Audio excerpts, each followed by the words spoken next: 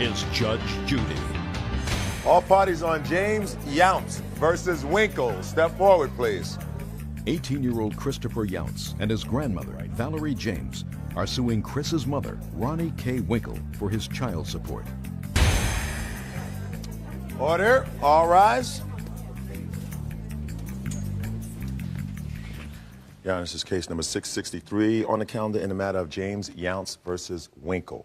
Parties have been sworn in, Judge. You may be seated. Ladies and gentlemen, have seats, please. What's your first name? Christopher. Christopher, this is your mom. Yes. And you're Mrs. Younts. I am Mrs. James. Mrs. James. This is your daughter. Right. Two of you are suing the defendant for back child support, your support. Yes. You say that you were really forced to leave your mother's home as a result of abuse. Yes. You went to your grandmother's home when Yes. you were still under the age of 18. Mm-hmm. How old were you when you went to your grandmother's house? 16. 16. And you've now turned 18. Yes. How long did you live with your grandmother? 9 months. So it's 9 months support that you are requesting, is that Yes. right? You also have a claim here for some mental anguish that leads you to a figure of $5,000. Yes. But let's talk about the support first. Okay. Why did you leave your mother's home? Because of the abuse that I was receiving. From whom? My mother's fiance, Larry Updegraff. Is that him? Yes. Is that you? Yes. Larry. What kind of abuse? Physical, mental, verbal. I get kicked, punched, hit, pinched, poked, just about anything you can think of. And Is that why you left? yes. Miss Winkle, did you know about what was going on in your house? Yes, I did, Judge. What did you know? I knew that Christopher had a problem with authority. We have very strict rules in our household, and he did not want to follow them. Did you witness any corporal punishment of your son by your fiancé? The only thing I've ever witnessed is he was grabbed by the shoulder and scolded very toughly in his face, period. Did your son ever complain to you that he was hit by your fiancé? He complained about it, yes. How many times did he complain about it? Maybe 2 that I can recall, What did he tell you? that he was hitting him. And you discussed that with Larry? Yes, I did. Larry admit that he had hit him? He did not say that he actually hit him. He grabbed him. Was anything resolved with regard to your fiancé putting his hands on your son? Yes, I asked him not to touch him. And what did he say? He said, that's fine. Which must, Miss Winkle, lead you to believe that he had, in fact, put his hands on your son. Oh, yes. Okay. Did your son tell you that he was going to his grandmother's house? That was a family discussion, and that was a decision that was made by all, not specifically Christopher. Okay. Now, he came to your house, and he was there for 9 months. Right. Why did he leave? Because I feel he did not want to follow the rules. Honest. Good. Thank you. Okay. Now, were you getting child support for him from any source in the 9 months that he was living with your mother? I have a record of the child support from the Child Support Division that I'd like you to take a look at. No. That has the records. Yes, So- I was supposed to. Not supposed to. Did you actually receive? No. Can I see the printout? Is that, I assume that's a printout from Yes, the ma'am. state. It certainly is. Let me see it.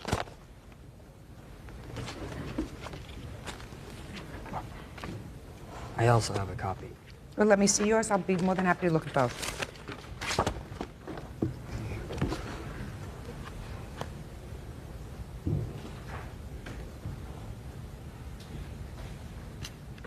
So how much did you actually receive from his father? $240 total. Now, I want you to look at these records. You have indicated here that there are some things that are yellow lined. How much does it indicate here that your mother received for your support from your father? Over $1,000. You receive a certain amount of money. You're supposed to receive, what, $100? I was supposed to receive $120 Just for his support. just for his support per month. This printout seems to indicate that for one block period, you received $676.09 paid. Paid to me. Yes. I'd have to look at that, Judge. Well, take a look at it. And then there is another figure here of $100. After I turned 18. See, he was after- not living at his grandmother's at that time. It doesn't make any difference. This was Okay. his support. Right. Did you give that to him? No. Well, you should have. It's his support, not your money. Right. This isn't alimony, Oh, I understand that. child support. So, Right. I understand that. But- I also tried to help him in November of last year establish the fact that he was deserving of his child support because he'd already turned 18. well, if you helped him and you got the money, then you should have given it to him. I don't know why they sent it to me. But you spent it. Yes, I did. Well, then you have to give that to him. So there we know Okay, about it. no problem. And what about, we'll show her this $697 that is amount received and amount paid out.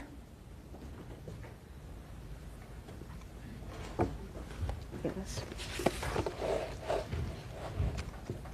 I never received that. There's also ADC owing to the state of Oregon. Because I was on welfare at certain amounts of time. Oh, well, that makes it a little more And she's complicated. still on welfare status as the papers state.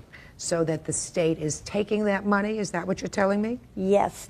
You did not receive that $600. No, I did not. How much money did you receive then, in addition to this $100 of the $96 payments? You received $250? $240. $240 plus the 100. Okay. That brings us up to $340. Now, why do you think that I should make this $340 into $5,000? Because of the years of abuse that I sustained by Larry Updegraff. He has a very violent nature. He has been to court many times. In fact, I have court records in my folder of an abuse against my mother, which was filed. The reason these situations occurred are directly to Christopher Younce's behavior. Of course, parents get in arguments over children. And this little boy had a problem with authority, and he still does. Christopher! Yes.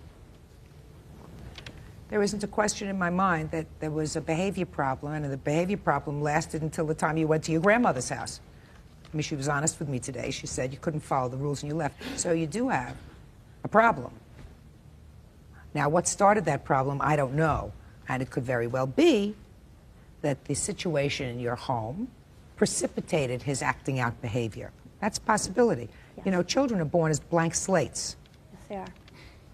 So, you know, some people say that you're pre-programmed for certain kinds of behavior, but what goes on in your house certainly has an impact on that. You know, it's half nature, half nurture. It's very foolish to allow somebody who is not related to discipline your child. It's outrageous to allow someone who is not related to that child to exercise any form of corporal punishment on that child, and that was a very bad thing, and you permitted it in your house. Judge Judy continues in a moment. So let me tell you this, Miss Winkle. What you're supposed to do is you're supposed to be supportive. He refused to speak to me since Christmas. Okay. He's angry. Real cases, real people. Judge Judy. Christopher Younce is suing his mother for his child support. He also claims he was abused by his mother's boyfriend, Larry Updegraff. You want to step up here? Tell me who you are. My name is Kelly Cornick, and I'm a teen advocate in Lincoln City. Miss Cornick. He now, I understand, lives in a program. Is he living in your program? Yes, he is. Is he behaving himself any better? At first, because of the abuse that he received, and I know that I'm an abused child myself, he was confused, he was disillusioned, he was discouraged. He had dropped out of school, and it appeared to me that it had to do with his mother and Larry Updegraff using drugs and being abusive with not only Christopher, but also Christopher's brother, which he was terrified to say anything, Chris, at the time, before he left home, which is why he felt pressured to leave home, because he knew that if he left the home, his brother would receive the abuse he was receiving. He was also afraid for Valerie, okay? And Valerie is his sister? Valerie's his sister. She's right there. Is he doing better now? He is doing very well. Christopher is now back in school on a stable level, okay? He's going to school every day. How long has he lived in your facility? He's been in my facility for 9 months. And been behaving himself at least He for the tried last to six? misbehave, but I'm from Brooklyn, New York, Your Honor, and there is no way that he can get over on me. Okay? Okay? I know about that. Okay, the other part of it is, I know you do, Christopher is doing splendidly now, and as That's you can good. see, you know, and he's much happier. Are you working as well? Yes, I am. Where are you working? I work at Burger King. Good. Well, that's a start. Yes. How many hours a week? I get on the average of 25 to 35. And he does support. He does put his part in Well, that's for the great. household. He's 18 years old, and that's okay. So let me tell you this, Ms. Winkle. What you're supposed to do is you're supposed to be supportive. He refused to speak to me since Christmas. Okay. He's angry. I understand. Step up here, sir. How long have you two been together? 9 years. 9 years. Is there any reason why 9 years and you still have a fiancé status? None. What do you do for a living? I currently work at Chinook Winds Casino. How many hours do you work? About 35. On the books or off? On. On. How long have you been working there? Approximately 3 months. Before that, where did you work? I wasn't employed. How are you supporting yourself? Well, actually, I was self-employed. I have a computer at the house, and I do graphics and rendering. I have a degree in architecture and design. For how many years weren't you employed with a steady income? Approximately 2.5. And what kind of work do you do? I am a seasonal horseback beach guide. Well, how does your family support itself? Child support. Shh. Shh. How does your family support itself? You have 2 other children at home? Very difficultly in the winter months. It's seasonal. I've been Well, looking why don't for you work. all work full time? Because I've been looking for work. Okay. Tell me your name. Valerie. Valerie, come on up here. Right here.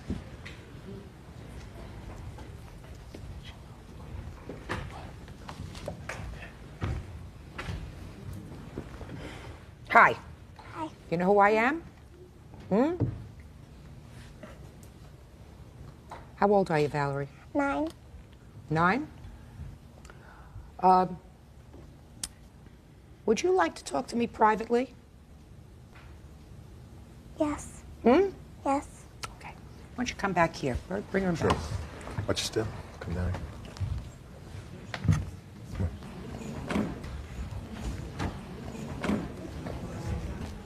There you go.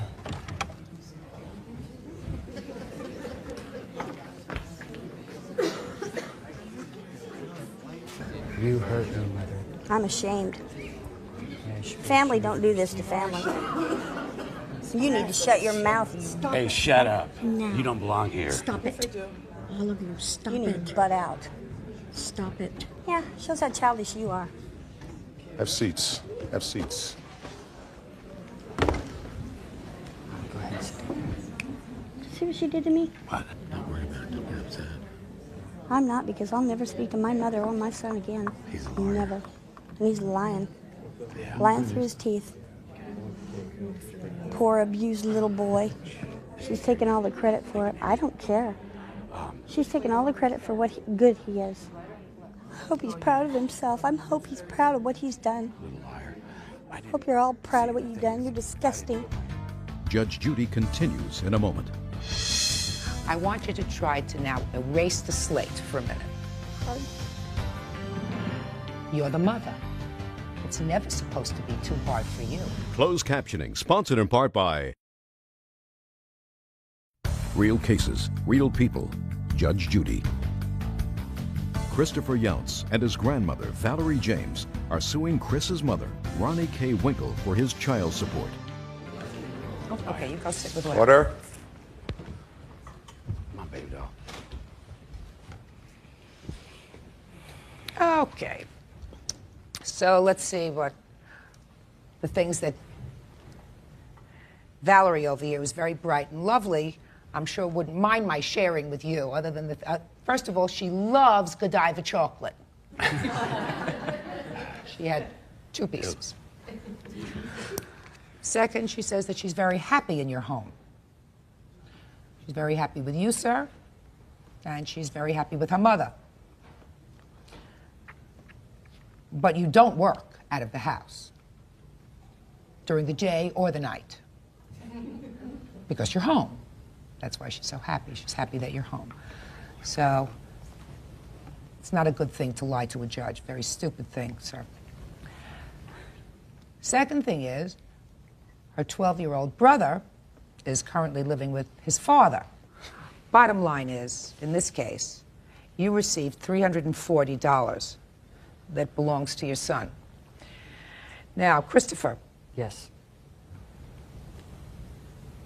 Sometimes parents don't do the right thing. You don't get compensated for that. Otherwise, the courts would be flooded with those kind of lawsuits. Do you understand? Yes, ma'am. You also had a problem, whatever it was, whatever your authority problem was, you continued to have that when you moved in with your grandmother. I'm glad you're doing better now. Thank you. So I am awarding you the $340 that your mother has, took, spent, that belongs to you. It really is gratifying to me to see a young man like you who at 18 seems to be getting back on track. Thank you. Now, that being said, and giving you the money that I'm going to give you, it's a good idea for children not to divorce their parents permanently. I do not want to divorce my mother. Perfect. I love her. Perfect. So I gather it's been a long time since you've communicated, is that right? Very long time. I want you to try to now erase the slate for a minute. Hard. You're the mother. It's never supposed to be too hard for you. You understand? I do. So you've all traveled to this court a very long distance. So what I'm going to suggest that you do is that just the 2 of you today go out for lunch.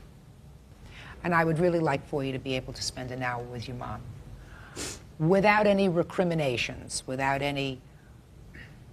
Just let her know what's going on with your life currently, how you are in school, how it is living, what's happening with your life. Okay. Okay? Just to start a dialogue. Is that reasonable? Yes. Okay? All right? Why don't you go out first, just the 2 of you? Okay. And I will prepare an order for $340. Just the 2 of you outside. And then I'll dismiss the rest of the case later. Judge Judy continues in a moment.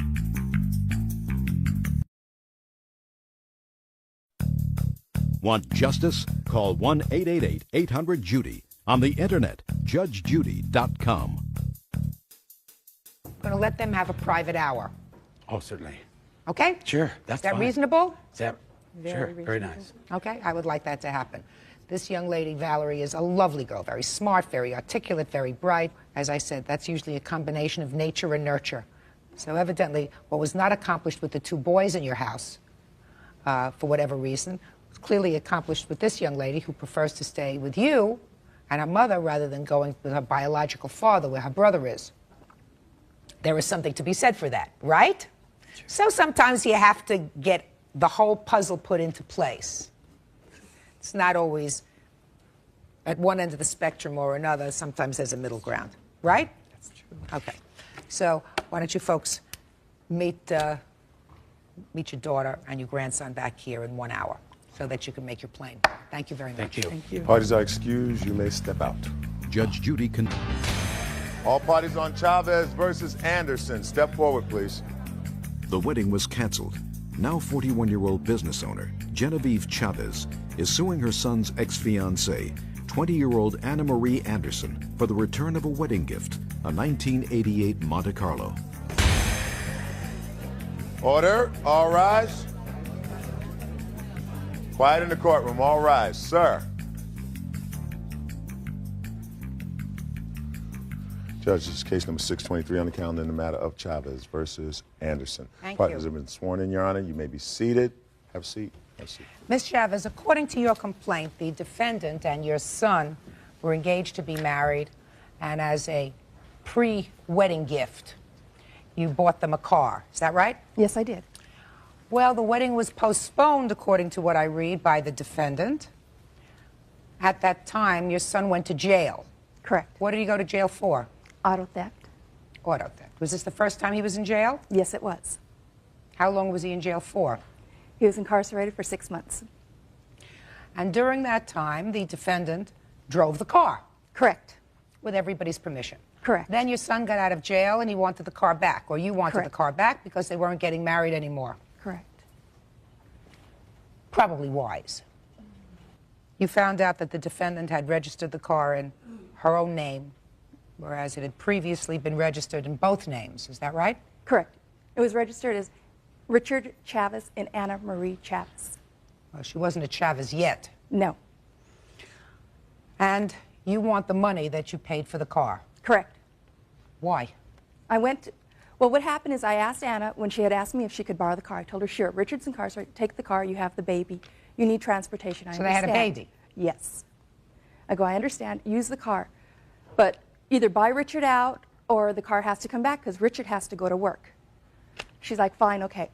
So then Anna had called me after Richard was incarcerated about a month and a half later, and she had informed me that she was going to stay at her dad's, that it was going to be over. Her dad said that it had to end. You mean the relationship had to end? Correct. I'm like, fine. She goes, I want to come over to the house and pick up the rest of my things and the baby's things. I go, fine, that'll be okay, but let me know when you come over. I'd like to be at the house when you do come. She's like, well, okay, I told her. And since you're going to come and pick up the things and it's over between you and Richard, I'd like the car back. And she got real quiet, and so we ended the conversation. That was it. So then about 2 weeks passed by, I didn't hear anything. All of a sudden on my cell phone, I get a message. Anna had called and said, I'm on my way to your house. I'll be there in 5 minutes. Which I was at work. She got to the house. Everything was gone. You mean I her called things? her back. All her things, the baby's things, everything. They had been living with you? Yes. Okay. So then I had tried calling her, which she wouldn't answer her cell phone number. I called her house, no answer. So I drove up there and asked her, what was the deal? I asked her that I wanted to be there when she came to the house, what was going on. I asked her for the car at the time. Her dad came out and said, talk to my attorney. I'm like, no, I want to talk and find out what's going on. I want to know why Anna came to the house without my permission, without me being there. I go, it's only fair. I bent over backwards for that year that Anna lived with me to make life simple for her. And her dad, well, I don't want to talk to you. I don't want to talk to you. Tried shutting his electric gate. That's really not important. That's really not important. You didn't get the car back. No. And you think you're entitled to the car back. Correct. Why? Because it was a wedding gift and the wedding never took place. We went on vacation. At the time I bought the car, it was 1 week before we went on vacation. They were to be married in Vegas. We went to Vegas. We had our family vacation. Her dad had asked her to postpone the wedding because they could not afford to go with us. I'm like, that's fine. Okay. Let me hear your side. Okay, what happened was when I moved in with him, my parents didn't want me to, but I did because I loved him then. And so when I went over there, Richard already had this truck. So we were using it to go to work, to take me to my appointments because I found out I was pregnant.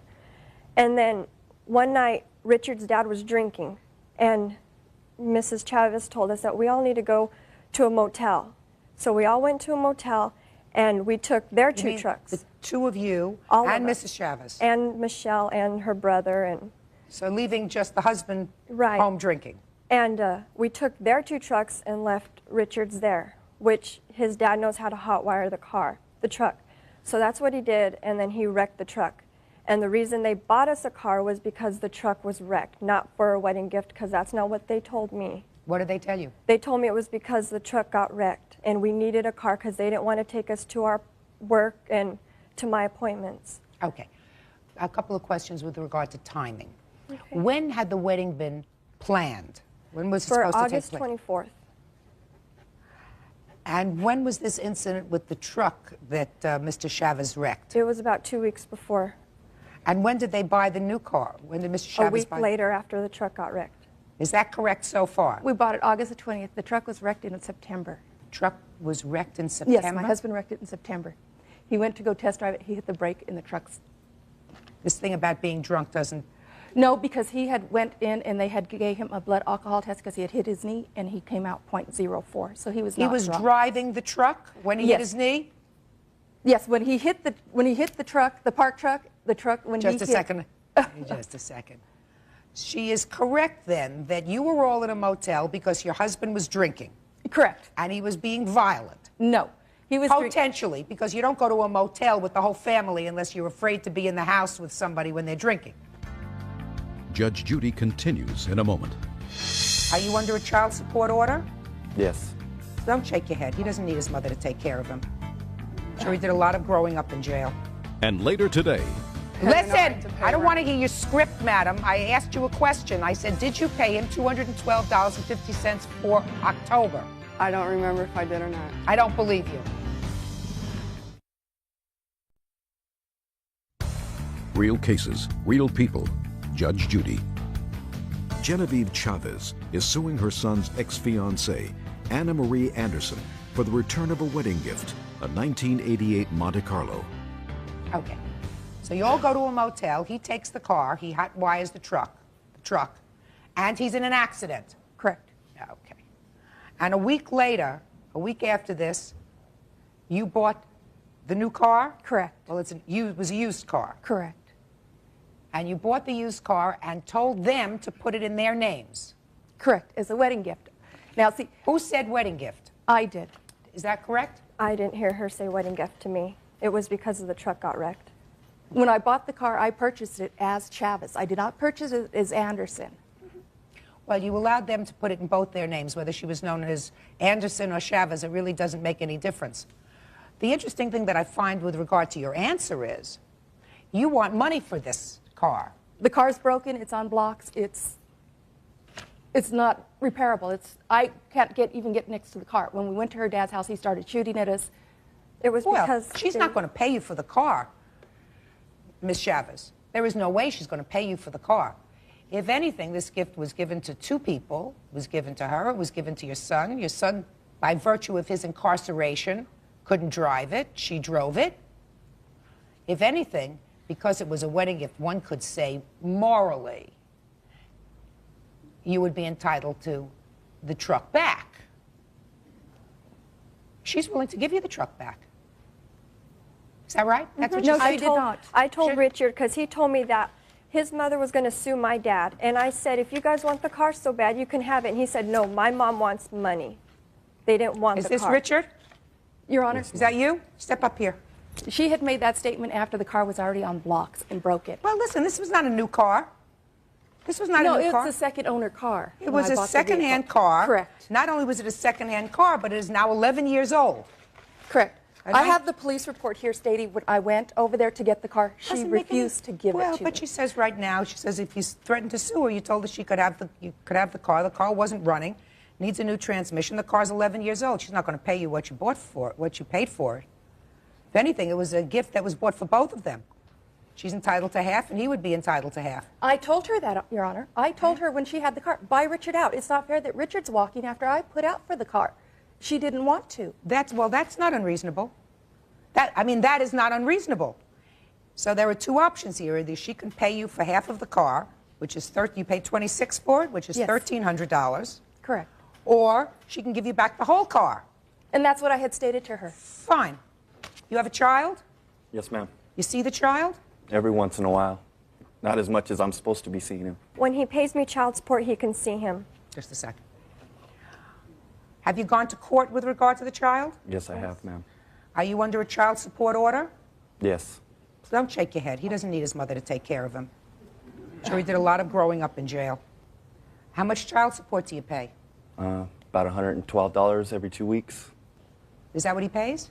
He's supposed to pay $125 a month, and he pays it, when he pays me, but after he's supposed to pay me, so that's why I hesitate to take Brandon over there. But he pays me. Do you have a visitation order? Yes, I do. What's the visitation order? Twice a week, and I don't see him twice a week.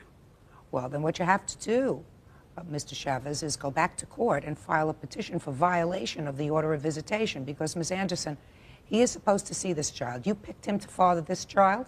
Not only does he have a right to see this child, but the child has a right to know that he has not been abandoned by his father. So you don't set the rules. It's not your determination. You picked him. He's the father. That you can't change. He's supposed to see the child regularly. And you ought to make sure that that happens. It's not the right thing to do, for your son's sake, not to see his father at least every single week. Mm-hmm. You understand? You want to return the car to them? Yes. Within 5 days, the car is to be returned to the Chavezes. Thank you. All right, so excuse, you may step out.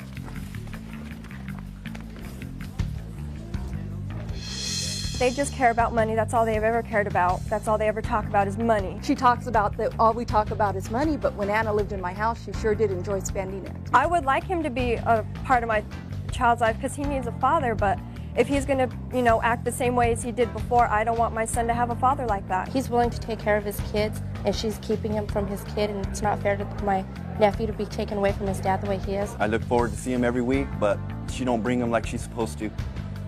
I at least do my part. And now the next case.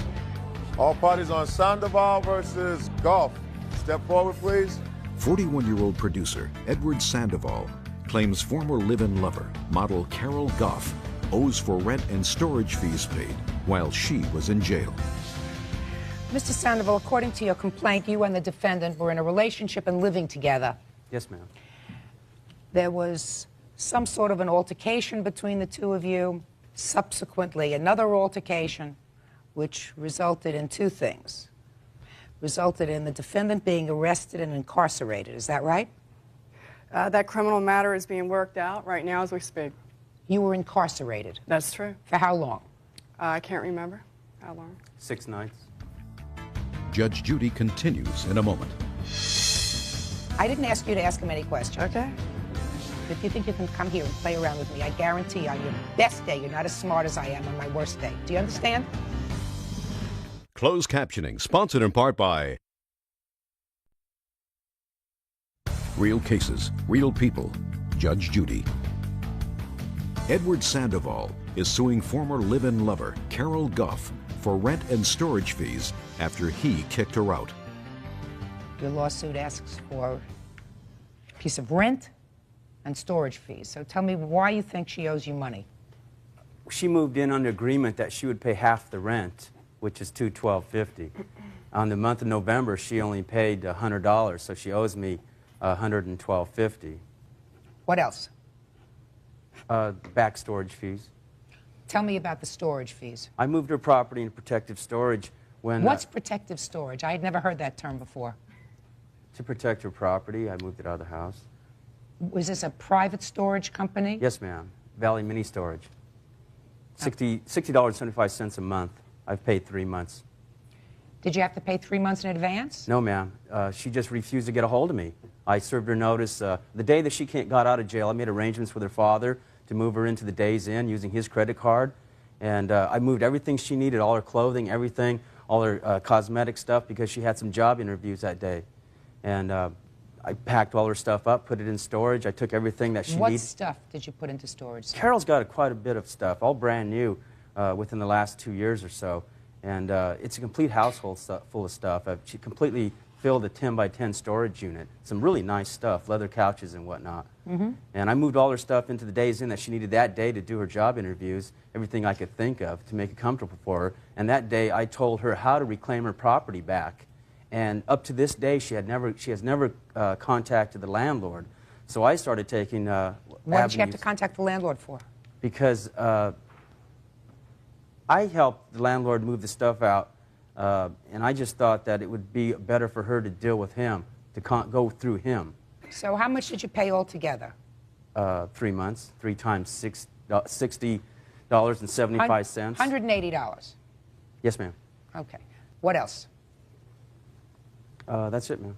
Okay. Now, is her property still in storage? Yes, ma'am. Is that right? Yes, my property is still in storage. Is the stuff in storage in your name? Yes, ma'am. In your name? She has no access to the storage unit. I had the receipt right here. Can I see it, please? Sure.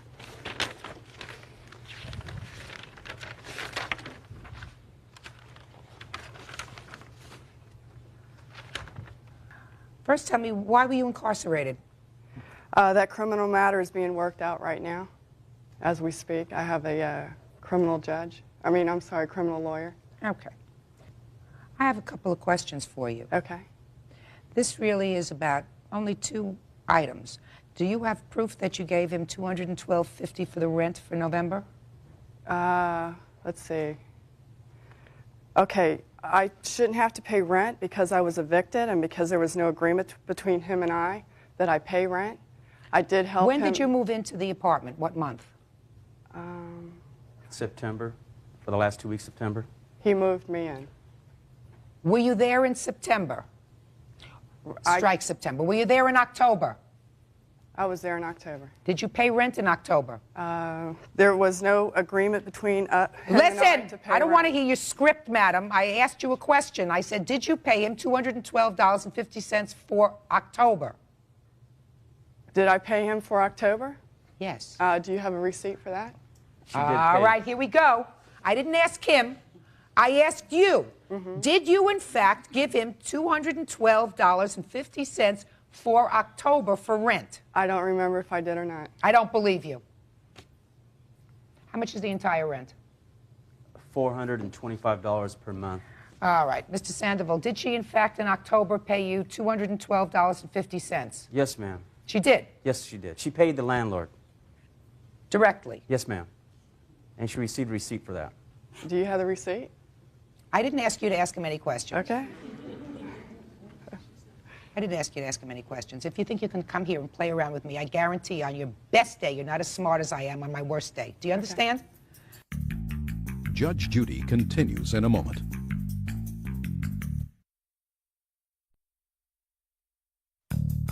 Want justice? Call 1-888-800-JUDY. On the internet, judgejudy.com. Now let's talk about the stuff that you have in storage. These are your options. Either the court will prepare an order declaring that all property there is his, and he can take it and sell it and recoup the $180 that he spent on storage fees, or you pay him $180 and then the stuff is yours and you can continue to pay for storage, or you can get the stuff out of storage. So you have to, for one moment, think for a moment whether all the stuff that you have in storage is worth more than $180. And if it is more valuable than $180, I strongly urge you to take option number 2, door number 2, which is pay him the $180 and then you're finished with each other. What do you want to do? Door number 2. Door number 2. That's what I thought. Very good idea. Okay. Judgment in this case is for the plaintiff in the amount of $292, $112 for rent and $180 for storage. That's all. Parties are excused. You may step out. Judge Judy continues in a moment.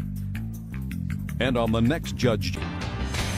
All parties on Turner versus Brinkley. Step forward, please. 23-year-old bank teller Quanisha Turner is suing her father's girlfriend, 30-year-old Doris Brinkley, for payments made on a car before it was repossessed. Order. All rise. Now, this is case number 611 on the calendar in the matter of Turner versus Brinkley. Fine, Judge. Parties have been sworn in, Your Honor. You may be seated. Sir, ma'am, have a seat. All right, Ms. Brinkley, let me see if I understand this rather convoluted story. The plaintiff is your boyfriend's daughter. That is correct. And you had a car that you were interested in getting rid of, selling. You still had payments on that car to your credit union. That is correct. So you and the plaintiff agreed that she would take the car. Is that right? Yes. And you would take over the payments. True. And that was your agreement, that Yes. you would make timely payments on this car. What kind of car was it? It was a 91 Honda Civic. And in what month did you take the car? In July of 98. And then, according to these papers, there was some problem with the credit union. And they now want to repossess the car. That is correct, Your Honor. The payments were neither timely or consistent. You still have the car? Yes, I do. Now, Ms. Turner, what I find interesting is you're suing her. Correct. For the amount that you paid so far on the car. True. Now, you've had the car July, August, September, October, November, December, January, February, and March. True. 9 months. True, right? Yes, that's true. And you use this car to get to work? True. In other places. And other places. And how much can you prove to me that you've paid on this car? Well, I have my my receipts that I have for the. Have you paid every month? Yes, I have. Have you paid late? Only on one occasion. Let me see.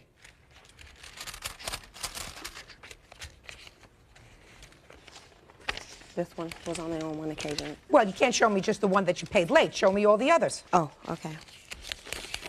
This is the first one as well.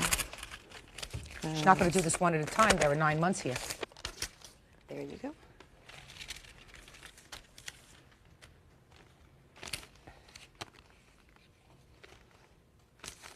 Okay. What month? What day of the month are the payments due? The 15th of the month. Did you explain that to her? Yes, I did. Is that right? Yes. Okay. So here we have one that was purchased on the 22nd of the month. Well, evidently you missed one payment. You missed a payment because then you made 2 payments in October. Yes, I did. Well, so it wasn't timely in October or September. Is that right? Yes.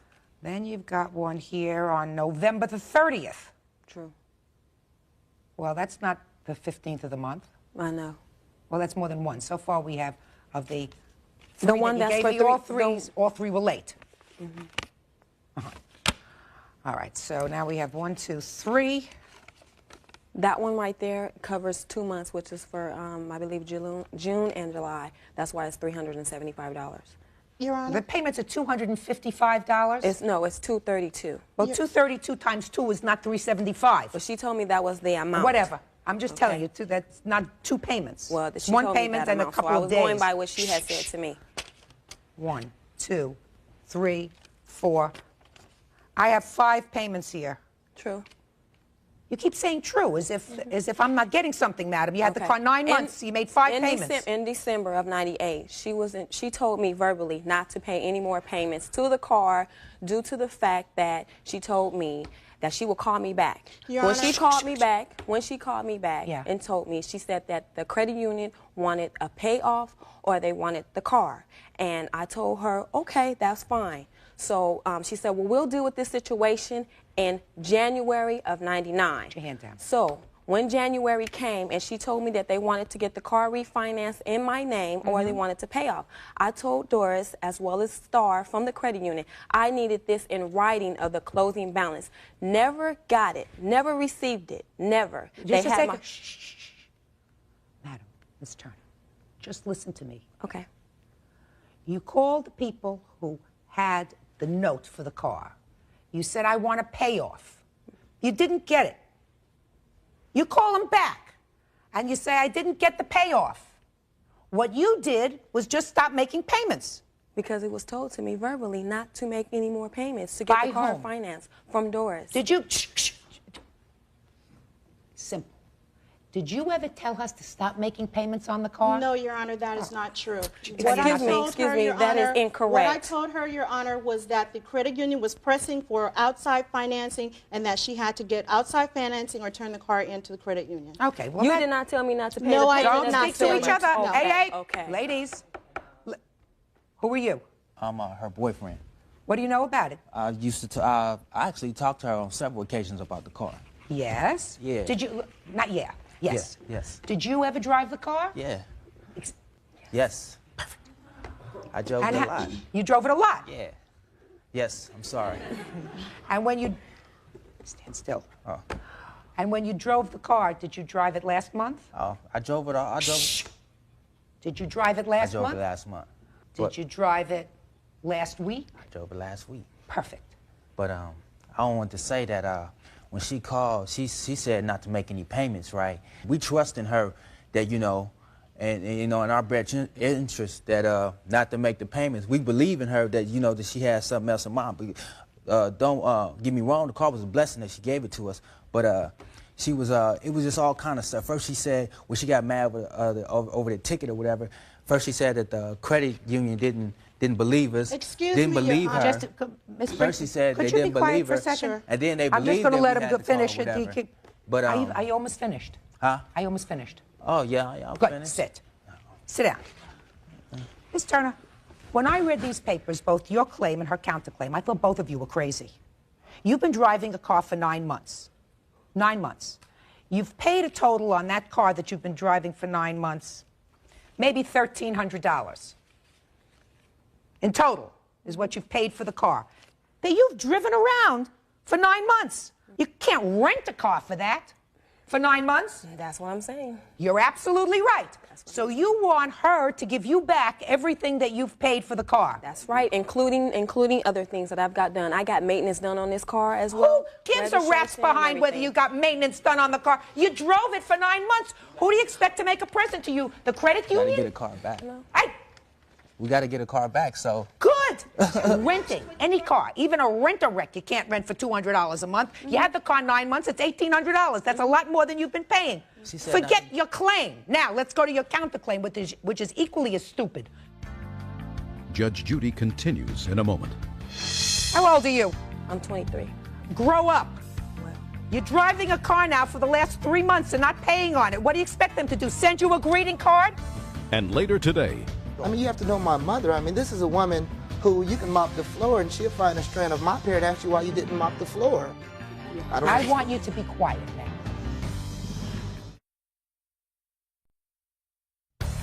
real cases, real people. Judge Judy.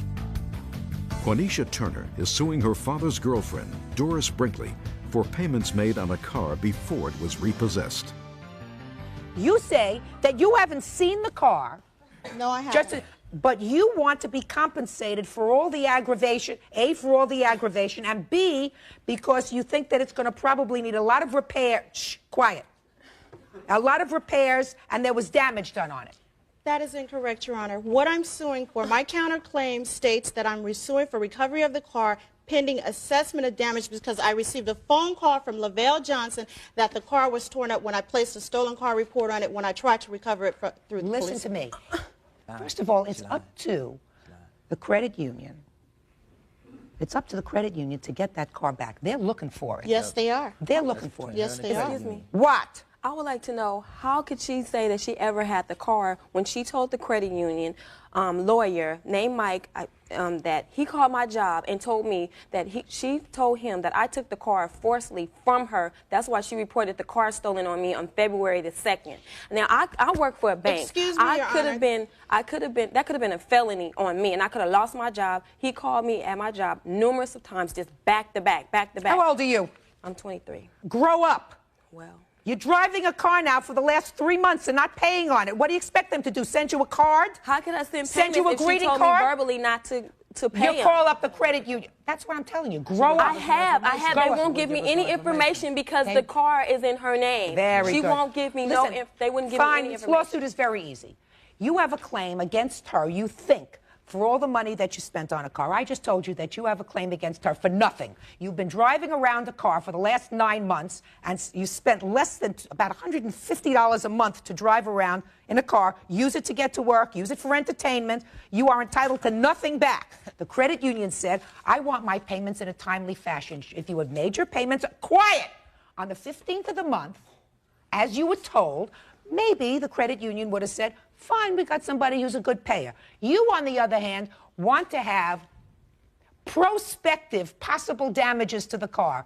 If this car is recovered, and I assume it will be, you will see whether there are any damages done to the car. At that time, you have perfect right to file a claim. Right now, I can't tell what the damages are to the car. Your counterclaim is quiet. Your counterclaim is dismissed. And your claim is dismissed. And I'm telling you that that car better be returned, otherwise they're going to come to get you.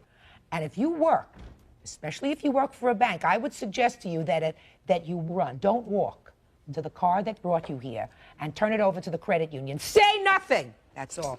Parties are excused. You may step out. Can I have my receipts back?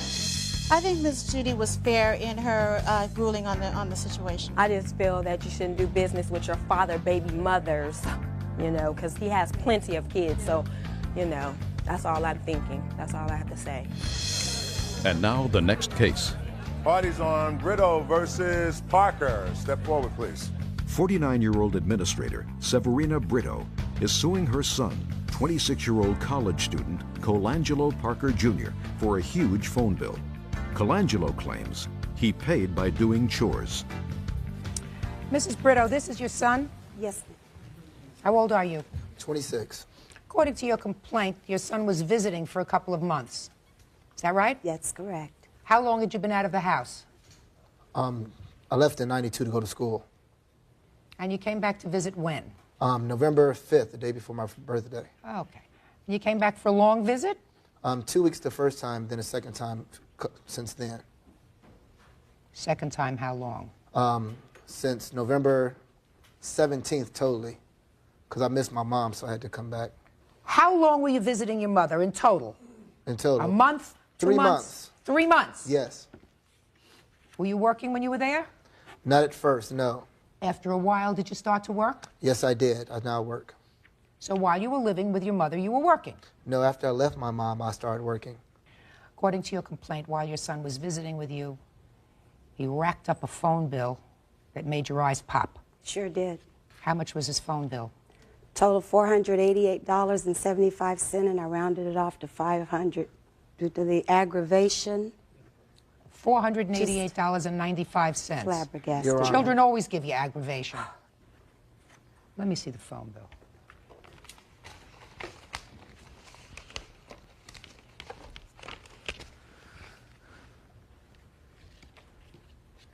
Looks like an encyclopedia. Judge Judy continues in a moment.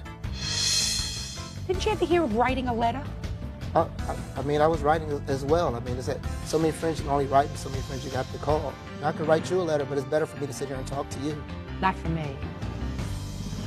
Closed captioning, sponsored in part by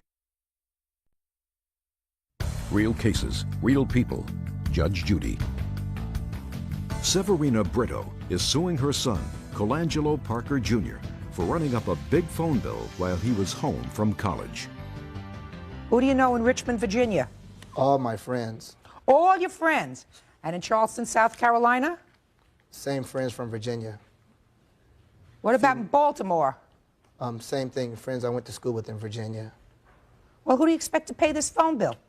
I was going to pay her back, but Yeah. it just, in turn, I guess I just couldn't expedite the expenses to pay her back in time. How much money have you given her? None by now. I mean, Well, that's a none. Okay. I mean, did you say to her, I started working, Mom, I can give you $50 a month? yeah, as soon as I told her I started working. So how much did you give her? I haven't given her any yet. I just started about 2.5 weeks ago. Well, what do you think she's supposed to do with all these bills? I told her I would pay him, but she just, it's like, you know, I try, you know, I do stuff at home, you know, I watch my brother. She'll ask me to do errands. I try to help out as much as I can. Just a second. Are you suggesting to me that because you did these certain chores at home, you were entitled to use the phone and abuse it to this extent? Well, she knew I was using the phone, and I have many friends I can call, you know, and I would only call out seldomly. It wouldn't be it may seem an over-excessive amount, but it was very seldom for the amount of times I was on the phone, because I was at home all day doing chores around the home. Let's see. You started at 8 o'clock in the morning calling Richmond, Virginia. You called them at 8:09 for 1 minute. Evidently, they weren't home. You got a busy signal. You said, I'll call you right back, because at 8:10 you called again, and this time you stayed on the phone for 13 minutes. So you started at 8 o'clock in the morning. Yes. And you finish up on the same date at 11:59. So you start at 8 o'clock in the morning, you finish up at 11:59 p.m.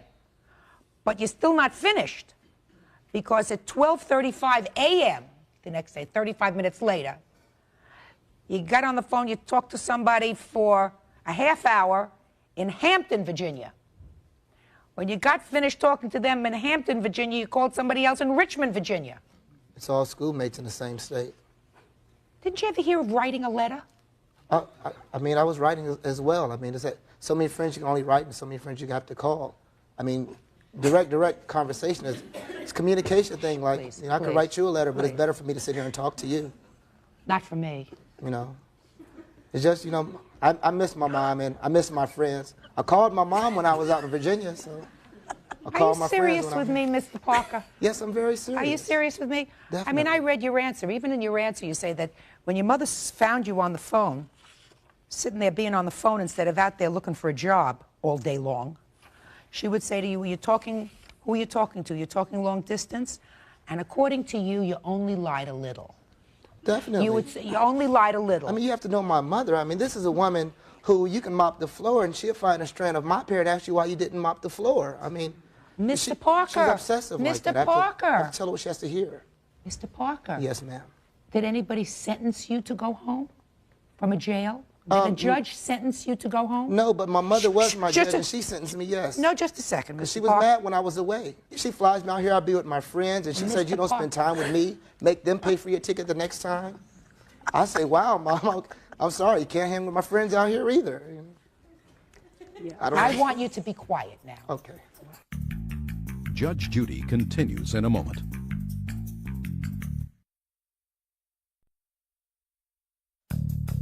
Want justice? Call 1-888-800-JUDY. On the internet, judgejudy.com. Your mother let you stay in the house. You didn't pay rent. Correct. Your mother fed you 2 or 3 or how many meals a day she fed you? Maybe When one. you walked into the bedroom, you turned on the light where you were sleeping. She paid for the electricity. No, I slept on the sofa. When you walked into the living room and turned on the light, she paid for the electricity, right? Exactly. She paid for the air conditioning when it was hot, and she paid for the heat when it was cold. In effect, really, Mr. Parker, Jr., she paid for the air you breathed when you were living with her. So if you watched your little brother occasionally, mopped up the floor, did a few dishes, or did a few little chores around the house, you were working for your basic keep. Your basic keep doesn't involve sitting like a 15-year-old on the phone from 8 o'clock in the morning until well after midnight, talking to your nearest and dearest friends and lying to your mother about being on the phone long distance. You owe her $488.95. Grow up and pay her. Parties are excused. You may step out. Judge Judy. Judge Judy. All parties on Smith versus Parker. Step forward, please. 33-year-old security officer Jacqueline Smith claims ex-boyfriend, 45-year-old meat cutter Larry Parker, threatened her with a gun to get back money, furniture, and jewelry he gave her before they split. Order. All rise.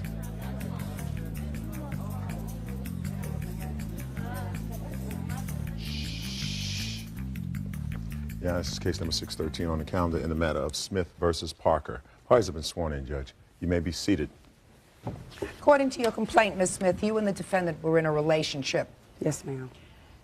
You claim that the relationship went south, that you got a series of restraining orders against the defendant, and that he stole certain property from you. Right. That property was property that he, according to you, had given you as gifts. Correct. Is the property you're talking about furniture? Yes. What kind of furniture? I had carpet, a television, a range, 2 living room suites, and jewelry, and also money, $1,000. And you say he stole that from you? He took it back from me. Just a minute. Well, you used the word stole. But what I gather in these papers is that he came to your house and you gave him all these items. Yes, ma'am. He says that he just reclaimed his property. So, tell me how this happened. He came to my door 2 or 3 times with a gun, threatening me, threatening my life. So you gave him the property? Yes, I did. When did he give you the $1,000 in cash? Like December. What did he give it to you for? I guess it was a gift. Did he just hand you the $1,000 and say, this is a present? Right. He said, this is for you. Tell me about the $1,000, sir. No, I didn't give it to her for her gift. She was holding it for me to keep. Tell me what you said to her. Would you hold this for me? Why didn't you put it in the bank? I'd rather for her to hold it because she was struggling and she can use it if she wanted to. That's what I told her. So some of it. So she could use some of it? Yes. Or she could use all of it? Or she could use it if she needed it? Yes. That, Mr. Parker, is a gift. Yes. Now, you took this back from her, this $1,000. $740. She was $260 short. I asked for the $1,000 back. But you had said to her, here, and you can use this if you need it. Yes. Well, she needed it. But she was willing to give it back. Did you go to her house with a gun? No, I didn't. What kind of work do you do? I'm a meat cutter. How long have you been working? I'm not working right now, but I've been cutting meat off and on the last 15 years. Where'd you get $1,000 from in cash? I gambled, and I was lucky. Uh-huh. You also bought her a carpet, a TV, a range, 2 living room sets, and some jewelry. Yes, I did. Mm-hmm. Not buy it for her. We was to move together. But Where'd you get all the money from for this stuff? I worked, and like I said, I gamble. I work and gamble. What kind work of gambling? and gamble. What kind of gambling? I play cards. Uh-huh. Ever been arrested? Yes. For what? She had me arrested 3 times. Not her. She had you arrested for domestic violence and stalking. I'm not talking about that, Mr. Parker. I'm talking about, other than the arrests, her arrests. Have you ever been arrested? Yes, I have. For what? Forgery in '86. Did you ever go to her house with a gun? No, I didn't. Well, tell me what happened when you went to the house and told her you wanted the carpet back. I didn't ask her for the carpet back. She asked me to come and get the carpet. How did that happen? Well, because she couldn't move it. She volunteered to give the jewelry and stuff back. I could stay out all night gambling. When I come home 6 or 7 o'clock in the morning, she would have that stuff sitting outside. Give that to the bee you was with all night. Tell me about the jewelry, madam. What jewelry did he take back? I had some rings, a watch, and a necklace. You must be a good gambler, Mr. Parker. Yes, I am. And tell me how it came about that you gave him the jewelry back. Well, he stayed in apartment 2 above me, and I stayed in apartment 3. And he would always come down, beating on the door. You know, I want this back, I want that back, what I bought you. And I thought I should give it back to him because he intimidated me so, and because my kids, it would upset them so, you know what I'm saying? So you gave him back to him? Yeah, I gave him back to him. So what are you bothering me for? What are you bothering the courts for? Because I was intimidated to give them back to him.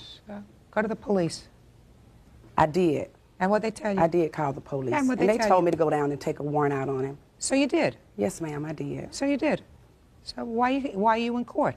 You were intimidated by him.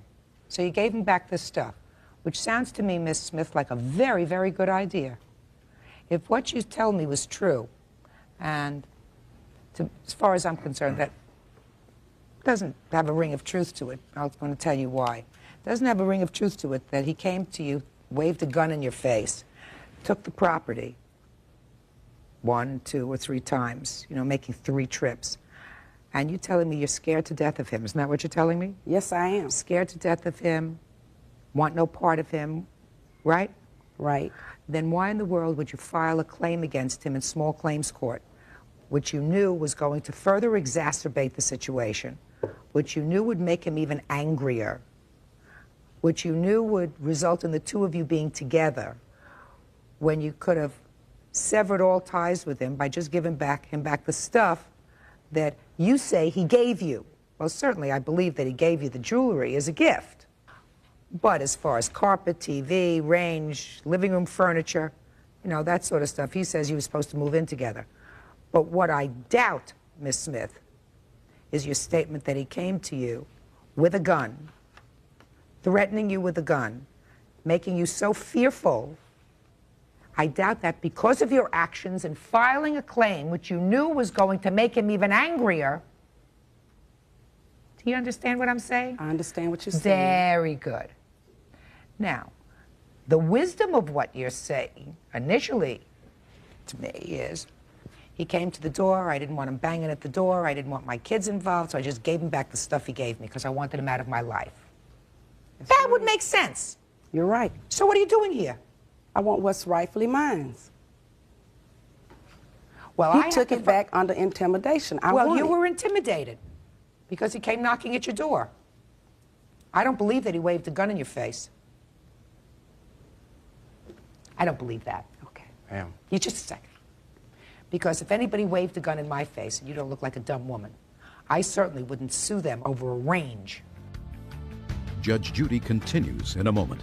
He may be the biggest loser in the world. I have a feeling that that's probably true because he certainly has a lot of money for somebody that occasionally cuts meat. And later today, What were you in jail for? Cruelty to a child, I guess you would say. And then you were paroled? What was the nature of your violation? Charges were filed of spousal battery.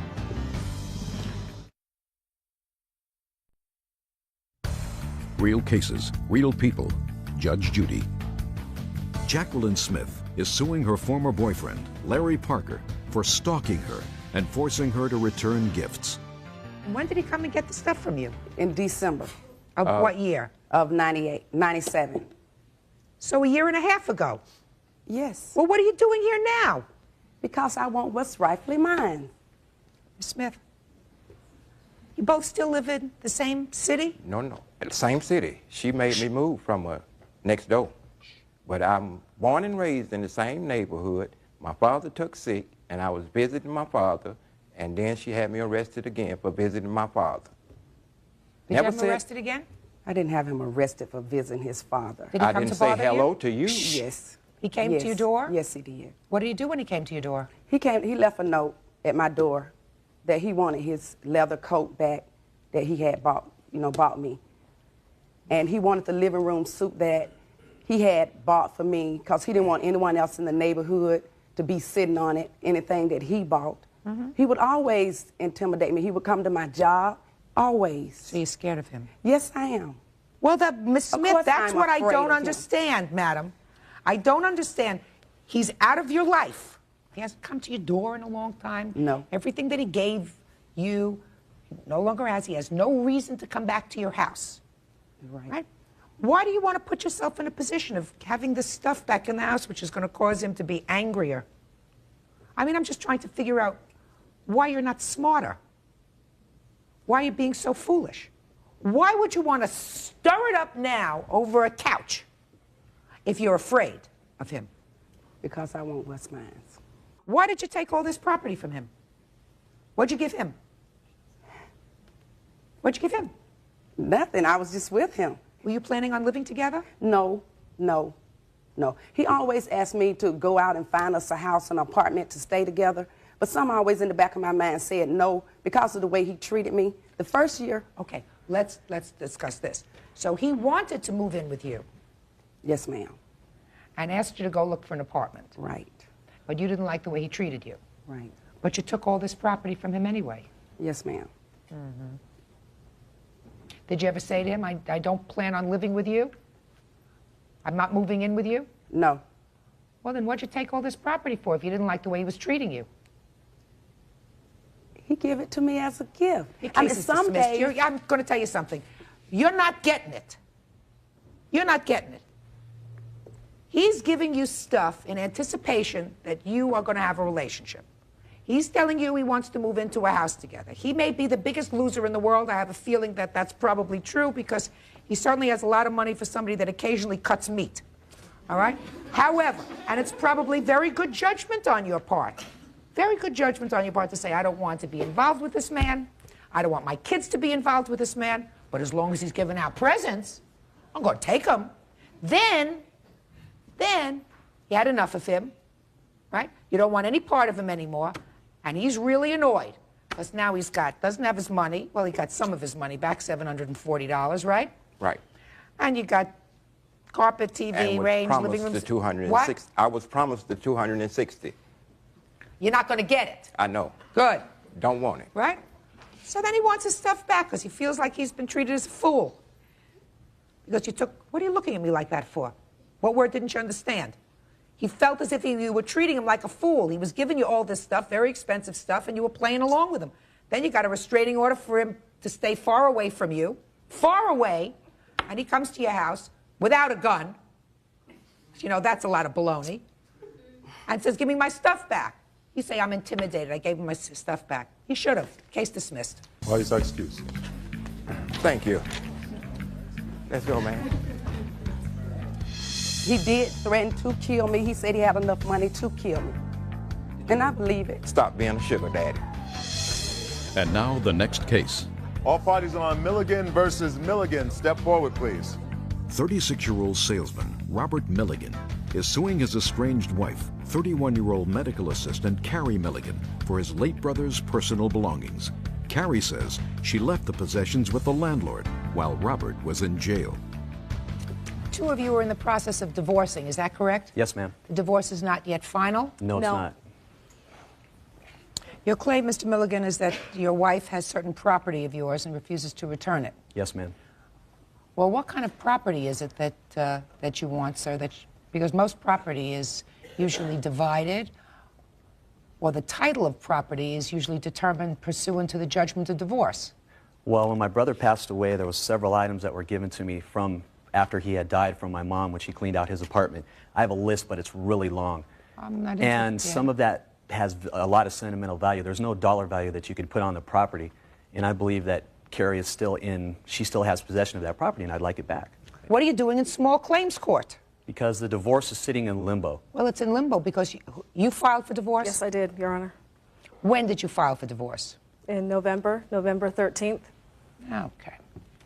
And when were you served, sir? Approximately November 13th or the 14th. I was incarcerated at the time that I was served. Mm-hmm. When were you released from jail? January 18th. What were you in jail for? For a parole violation. What was your original sentence for? It was cruelty to a child, I guess you would say. And how long was your sentence? I was sentenced to 2 years in state prison. How long did you serve? 13 months and 10 days to be exact. And then you were paroled? What was the nature of your violation? The nature of the violation was charges were filed, a spousal battery. So then you went back and did the remainder of your 2 years? No, I went back and did a year parole violation. Was this the first time that you were in jail, this 2-year term for cruelty to a child? No. Judge Judy continues in a moment. I have known Robert since 1995 for a total of 4 years. He served 23 months out of that 4 years in prison. Closed captioning, sponsored in part by Real Cases, Real People, Judge Judy. Robert Milligan is suing his estranged wife, Carrie Milligan, for his late brother's things. Now, so you were served while you were in prison. You got out of prison in January. Yes, ma'am. When did you hire a lawyer? I haven't hired an attorney because attorneys are expensive, ma'am. Well, when you hire an attorney, sir, or if you appear in this action pro se, that's where the court is going to resolve all issues of property. Mm-hmm. If I resolve all the issues of the property that you have, you're not going to be in any big rush to get yourself a lawyer and respond, which means she's going to stay in a state of limbo for a very long time. Do you understand? Mm-hmm. I'll just take a look at the list anyway before I dismiss your case and tell you to go and get a lawyer, answer her request. She doesn't want to be married to you anymore. How long were you married? Less than a year. And how long He went to prison 6 months after we were married. I have known Robert since 1995 for a total of 4 years. He served 23 months out of that 4 years in prison. I left all his belongings when I moved out of the apartment on November 21st before he was released from prison. I brought a witness with me, my father, who knows that I left this property in the apartment. I gave the owner back the keys. I left word with his probation officer that he could pick up his personal property at the apartment. He already picked up his personal property in February from the apartment owner. Did you go back to the apartment? Yes, ma'am, I did. Did you pick up any property there when you went back there? Yeah, an empty suitcase.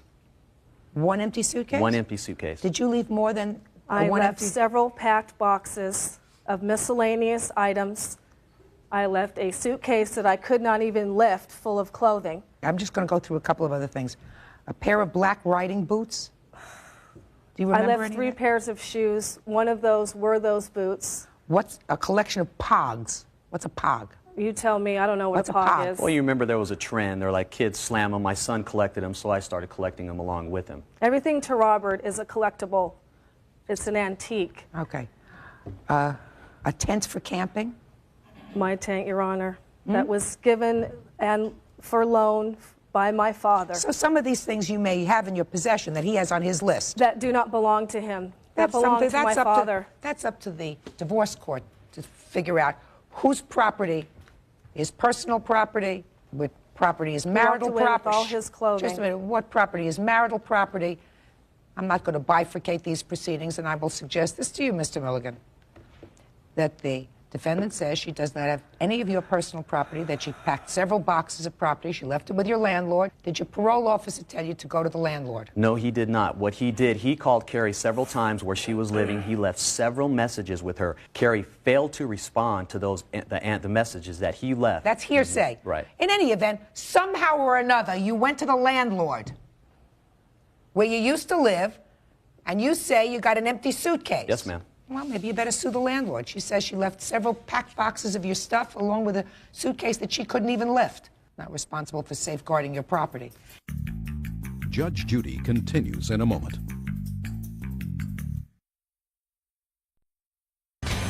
Parties on Flammer versus Wheeler. Step forward, please. 26-year-old dental assistant Tammy Flammer is suing former boyfriend, 31-year-old telephone lineman Troy Wheeler, for repossessing her car. Troy says he only loaned the car to her.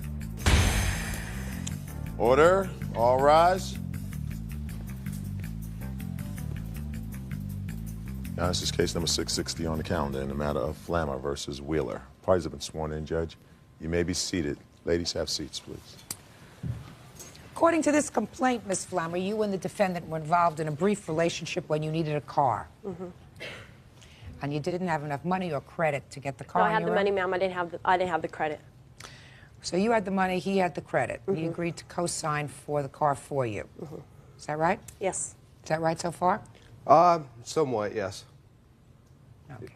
It was basically for her to use the car. No, it wasn't for me to use the car. Just a second. Well, that's your defense, sir. That sounds kind of wishy-washy to me. But I'll let you tell me the story anyway if you really want to. So you got the car. Mm-hmm. And who put the down payment on the car? Myself. You have proof of that? Yes, I do. Let me see it. I have all the proof right here of all the payments I made. Do you want it all right now? Let's do just the down payment first. That's bank statements that I withdrew. $2,040. Right. I put $1,900 down, though. You have proof that you put down the down payment, sir? Yes, ma'am. Let me see it. Receipt from Rock Honda? Hmm? The receipt from Rock Honda for the receipt for the down payment? You can't even say that to me with a straight face. Let me explain something to you. Mr. Wheeler, let me explain something to you, sir. On your best day, you're not as smart as I am on my worst day. Do you understand? So this receipt says that somebody put down $1,900. Show me from your bank a withdrawal for $1,900. I don't have receipt. No, sure you don't. You know why you don't have the receipt for $1,900 that you took the money out of your bank, Mr. Wheeler? Well, I put it down. I took it out of my bank account and put Show that me. down. Just a second. Show me. I don't have any proof on that. I didn't bring all the paperwork that I needed. Well, what did you think you were coming here for? For ballet lessons? You were coming here for a court case today. You said, I have all the proof. That's what you say in your answer. I have all the proof that I put down the down payment and that I made all the payments. That's what you said. No, not that I didn't make all the payments. No. Oh, what you say here, Mr. Wheeler, is that I have all the receipts for the down payment and the monthly payments. She has receipts for making them too. Right. Now, let me see, please, your receipts now for your payments.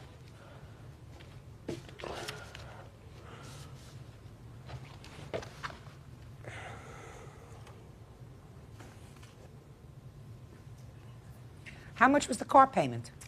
$297.10 a month. On some of them, it was $1 off. I didn't realize it was $297. It was I put $296 for 3 of them, I think. What's this made out to him for $400? That was for the car payment plus insurance that he said he had on the car, which I never had any proof of. I got proof of the insurance that I had to pay. What did she make all these payments to you, sir? It's for car payments. Shh. I'm speaking to you.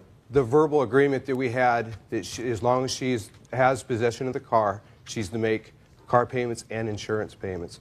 And any usage, something breaks, she's to pay for it all.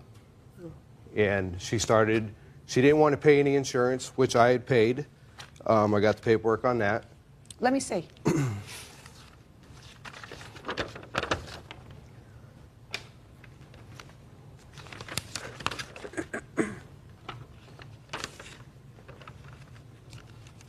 Now, this doesn't show me that you paid it.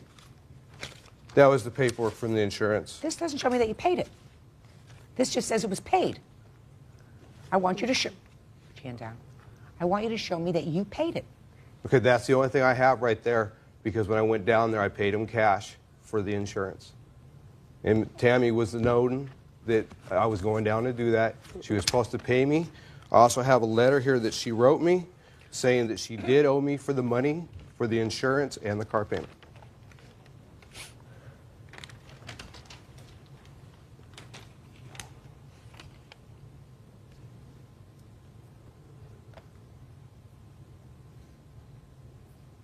And also, I had a...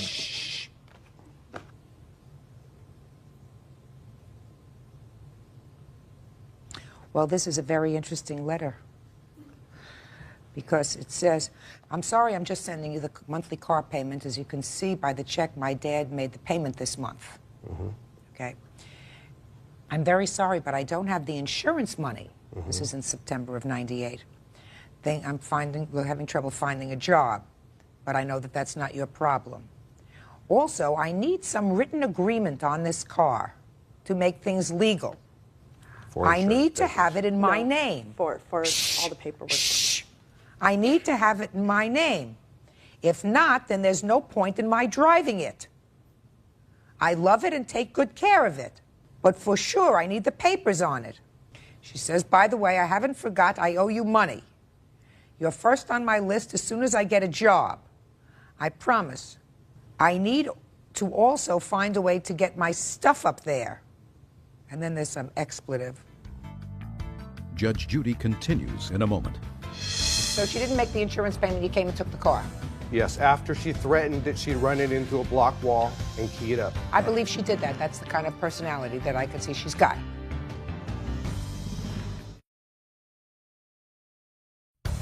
Real cases, real people. Judge Judy. Tammy Flammer claims ex-boyfriend Troy Wheeler took back his car even after she made payments, and he did not return her belongings she left at his house. All right.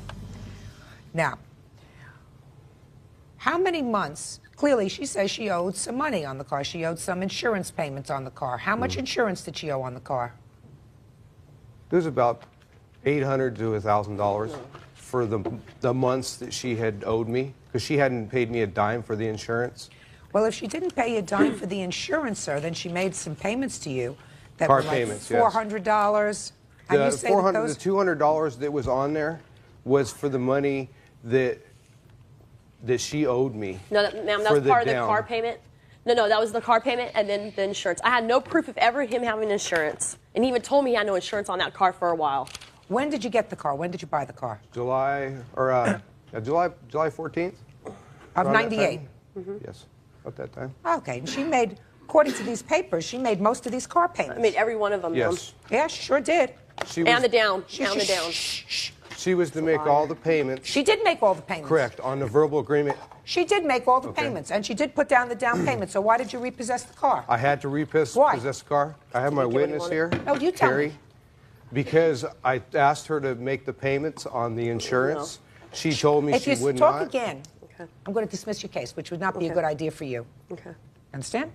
She said that she didn't have the money, and I told her I'm canceling the insurance on the car, and I canceled it, and I called her up and told her, if you can't make the payments on time every month and pay me the insurance, I'm going to have to come and get the car. Okay, so she didn't make the insurance payment, you came and took the car. Yes, after she threatened that she'd run it into a block wall and key it up. So I believe she did that. That's the kind of personality that I could see she's got. However, how many months did she have the car, sir? For about 6 months. Judge Judy? She's my witness, Judge. To what? To the To hearing. what she said that. The hearing Tammy saying that she'd run the car into a brick wall. Okay, and well, keyed she up. said that or not. It's not particularly relevant. Okay. She had the car for 6 months. She made the car payments. She put down the $1,900 down payment. Now, where's the car? I have possession of the car? So you're driving it? Yes, ma'am. I also have... You're driving it? Yes. You're driving it. You took the car back. She had made all of her car payments. So you have the car. That's fine. You're going to give her the money that she spent on the car. She made all of her payments to the bank. Bank's not going to come and repossess the car. They told me the payments would go up if the insurance wasn't paid on it. Listen to me. Shoulda, woulda, coulda. She paid. She made all the payments on this car, and you came and Correct. you That repossessed was the it. verbal agreement to it. Fine. And I've also got to where it would have cost to rent a car Yeah. from 2 different places. I'm not interested in renting a car. She didn't rent a car. She bought a car. No, she didn't buy a car. She was borrowing the car. Oh, that's what you because- say. No. That's her- an she had that's an interesting Oldsmobile story. Now I'm going to Forenza. just a second. Now we're going to get, sir. Now we're going to get to your story. This interesting story that it was your car that you bought. Correct. And that you were merely loaning it to her. Yes. To drive. Yes. She had a little boy, JD, which is a year old. Mhm. Her other car broke down. She was telling me that she had no way of getting back and forth to work. I told her I could let you use this car if you make all the payments, the insurance, and keep up the maintenance on it. That was the verbal agreement. And Heather here is a witness to that. I'd like to hear that. Step up. Who are you? I'm his girlfriend.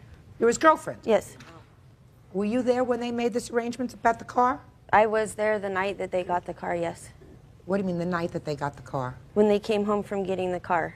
You weren't there when they got the car? No, I wasn't Okay. there. So you were there when they both came home? Yes, they came Yeah, to my house. to his house. Okay. And I'll hear you, what you heard between the two of them. I wasn't there when they were talking, but I had spoken to both of them separately, and the agreement was that she was to take care of the car fully. Just a second. Don't tell me what the agreement was. That's for me to determine. You tell me what she said to you about the car.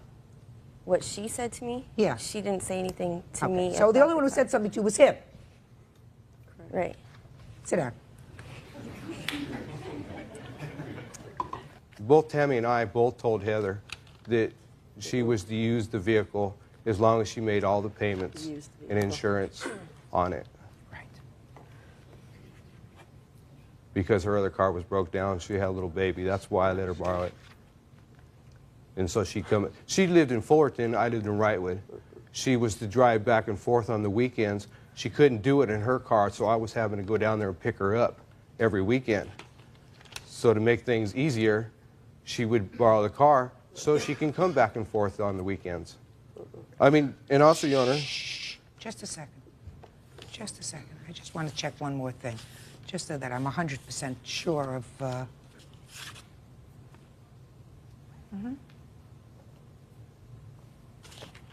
If I could say something, Your Honor. Yeah, go ahead. Just to show, you know, that I was doing things for her to help her out, she was arrested for spousal abuse, beating her boyfriend up, to where That's not irrelevant to the I case, had though. to bail her out. She didn't have the money. Nobody would bail her out. I had the money, and I was nice enough to even bail her out on this, just like I was nice enough to let her use the car. Judge Judy continues in a moment. I don't know of any other normal person who would say, put all my valuables out on the front porch.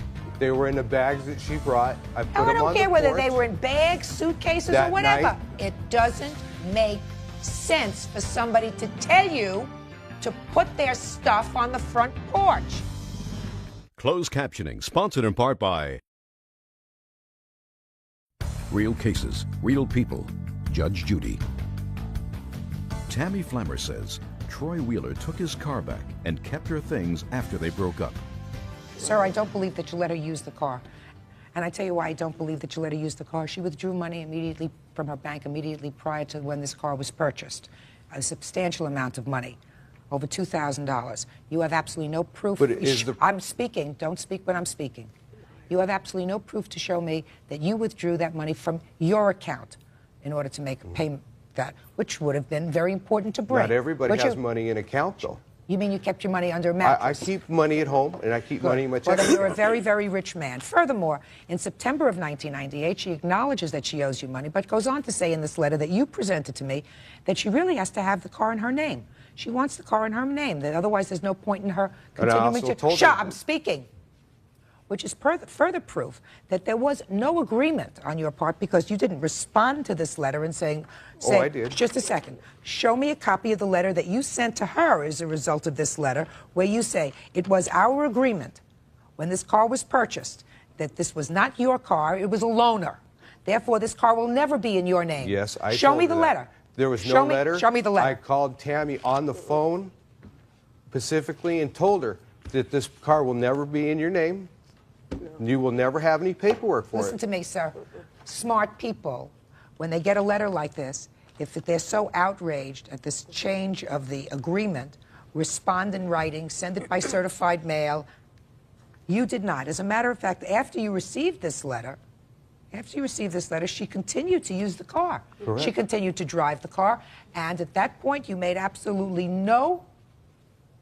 took no affirmative step to say, listen, this was not our agreement. You've had the car now 2 months. If you think that this car is going to be in your name, that this is your car, I'm coming to pick it up right now. Oh, I've told her that several times. Just a second. You let her make 6 car payments. I don't need your help. And you're not helping yourself. Do you understand? Mm-hmm. Okay. Now, let's go further.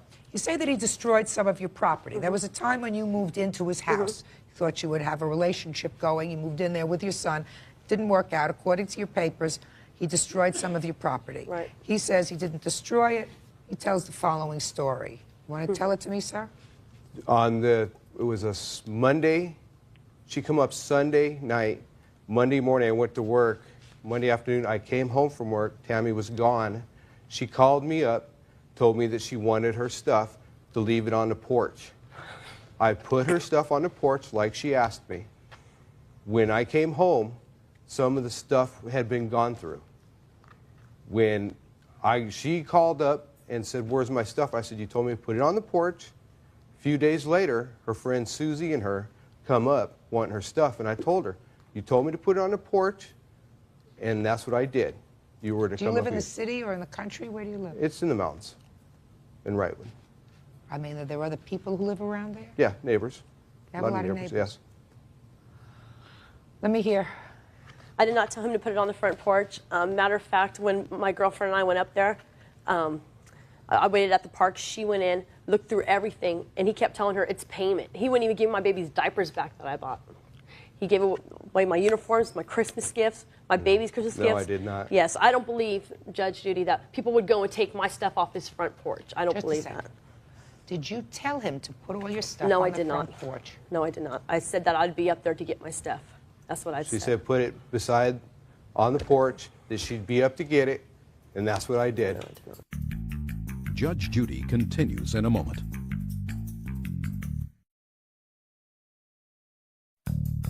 Want justice? Call 1-888-800-JUDY. On the internet, judgejudy.com. Let me tell you what doesn't make sense, sir. It doesn't make sense that in a populated community, in the latter part of the 20th century, where unfortunately all kinds of thievery and chicanery go on, that a normal person would say to you, put my stuff out on the porch, and I'll be over to pick it up in a couple of days. No, she told me she'd be there that day to pick it up. But she did, shh. But according to you, she didn't come for a couple of days. Right, she came. So it doesn't make sense to me, sir. I don't know of any other normal person who would say, put all my valuables out on the front porch. There was, clothes? And Whatever it is, put my stuff out on the front porch in boxes. You ever do that? They were in the bags that she brought. What? They were in the bags that she brought. I put Oh, I them don't on care the whether porch. they were in bags, suitcases, That or whatever. night that I noticed that they had been gone through, I brought them back in the house. Yeah. And then that's when her friend Susie and her come up to get the stuff. It does what I'm saying to you, sir. It doesn't make sense for somebody to tell you to put their stuff on the front porch. Well, that's and what she then told me not because show I up. work. And then not show up for 2 days, according to you. She told me she'd be up that day and didn't show up for a few days. Let and me that's the way it explain happened. to you, sir. I don't believe that a normal person. She did, though, Your Honor. Well, she did. Just like you made the down payment on the car. Yes, I did. Judgment in this case is for the plaintiff in the amount of $3,400. That's all. Parties are excused. You may step out. Judge Judy continues in a moment. And on the next is Judge Judy. All parties on Roth versus Tuchinski. Step forward, please. 28-year-old musician Matthew Roth claims Vladimir and Galina Tuchinski's dogs attacked him and his Rottweiler. The Tuchinskis are countersuing Matthew for abuse and threatening bodily harm. All rise. Yeah, this is case number 606 on the calendar in the matter of Roth versus Tuchinski. Parties have been sworn in, Judge. You may be seated. Folks, have seats, please. Mr. Roth, it is your complaint that the defendant's dogs, which were unleashed, attacked you and the dog that you were walking, injuring the dog, more importantly, injuring you, right, because your injuries were such that you had to be treated for them. You had a bite to your hand. We both were treated. There is a counterclaim by the defendants which indicates that your actions somehow against them were threatening. They're going to tell me about that. All right, so where did this happen, Mr. Roth? This happened at Runyon Park. I have a map for you, too, which is... Don't tell me. Show me maps. I'm not well, good at maps. It tells you where the leash is in effect and where the leash is in effect. There's a sign that says dogs must be on a leash, and the area that we were in is required to have a leash, and I can show that to you. It was in Runyon Canyon Park. This happened in a park. Runyon Canyon. Your dog, what kind of a dog was it? It's a Rottweiler. Was on a leash? And a harness, correct. Okay. Start at the beginning. So I've run into Mr. Tuchinski 2 times before. He lets his dogs, 2 Australian Shepherds, run free all the time.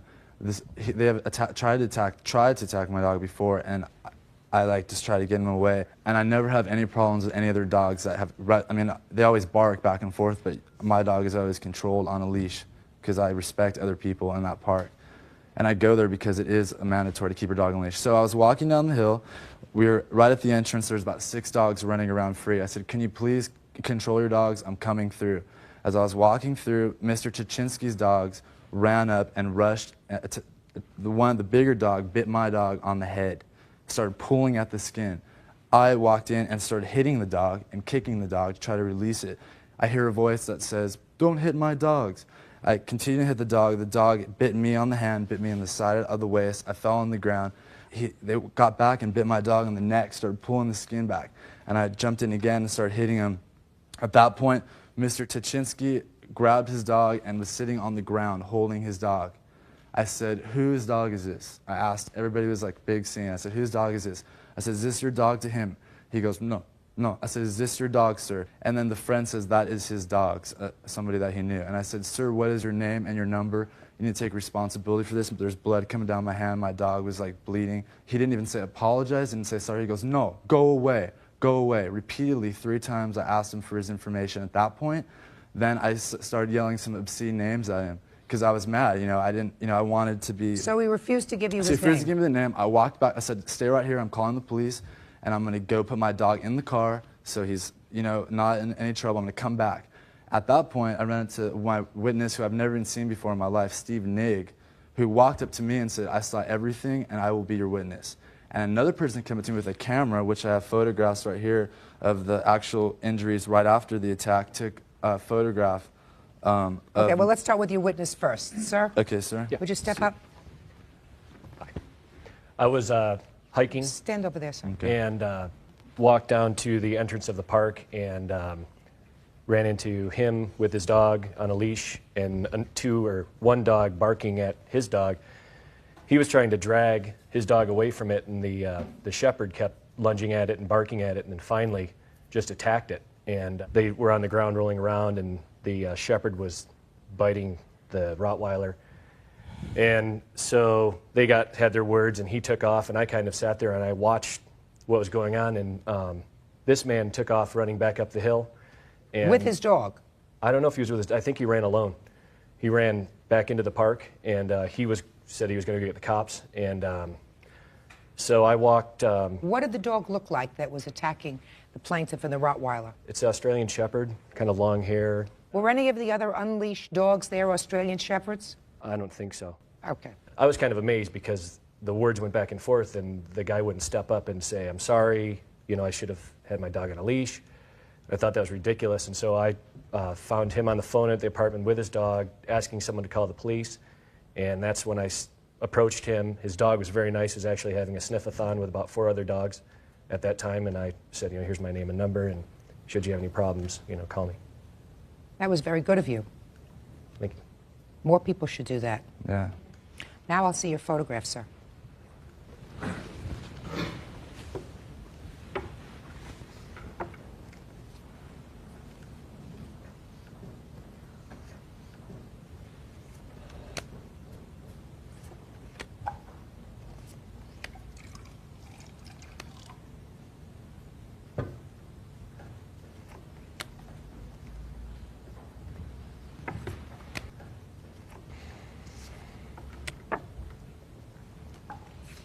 All right, Mr. Chichinsky, let's start with your, why were your dogs off the leash? Well, first of all, my dogs were on a leash when they needed to be on a leash. Why were they off the leash when they attacked the plaintiff? They were on a leash. They took off at the point when... What do you mean they took off? What does that mean? You mean they got away from you? For a second. They yeah. got. So is what you're saying to me, sir, that they were running with their leashes on? Is that what you're saying? You're right. Here is the situation, ma'am. Should I proceed or? Well, Mr. Chichinsky, I want you to proceed, but I want you to make sure, sir, that what you tell me is the truth, because right now what I'm telling you is that I don't believe that both your dogs that you're holding on the leash happen to get away from you at the same time. I will tell you now, because I'm giving you fair warning, Mr. Chichinsky. Yes. I don't believe that. I'm Okay. very smart. So you want to start again? Let's start again. Why were your dogs off the leash? At that point, I was standing with my friend, talking, and the friend was giving treats to my dogs. That's why they were actually free to be around, that's all. Okay, so your friend was giving the dog treats, and that's Yes. why they were off the leash. Is that right? Right. Okay. Judge Judy continues in a moment. Can I finish what I'm saying? Don't interrupt me. It's not a smart idea, especially when you appear to be winning. When you appear to be winning, you're supposed to keep your mouth shut. Real cases, real people. Judge Judy.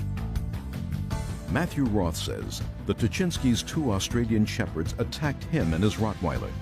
Vladimir and Galina Tuchinsky counterclaim Matthew abused them and threatened them with a stick. All right. Your dogs were off the leash. I have 2 witnesses that say it was your dogs that attacked both the plaintiff and his dog. I have 2 witnesses. So you have to bear responsibility for his injuries. The only point I'm trying to make, that yes, there were 2 Australian shepherds. They were mine. Aside from 2 Australian shepherds, there were another 10 dogs that began fight. So my question is, who will say that Australian shepherd did or did not bite Rottweiler? Or These two however, people. I have a witness that would say that they didn't. Oh, you have a witness? Yes, I do. Who's the witness? Step up. Who are you? Name? Yes. Gary Sitnitsky. Are you a friend of his? We live in the same building, yes. You just happened to be in the park, or Yes. you were with him? Yes, I was in the park. You were in the park, but not together. We were not together, no. So tell me, sir, what did you see? Well, I was Look playing, at me. I was playing with my dog, and I heard dog was fighting. It was a dog fight in the area, okay?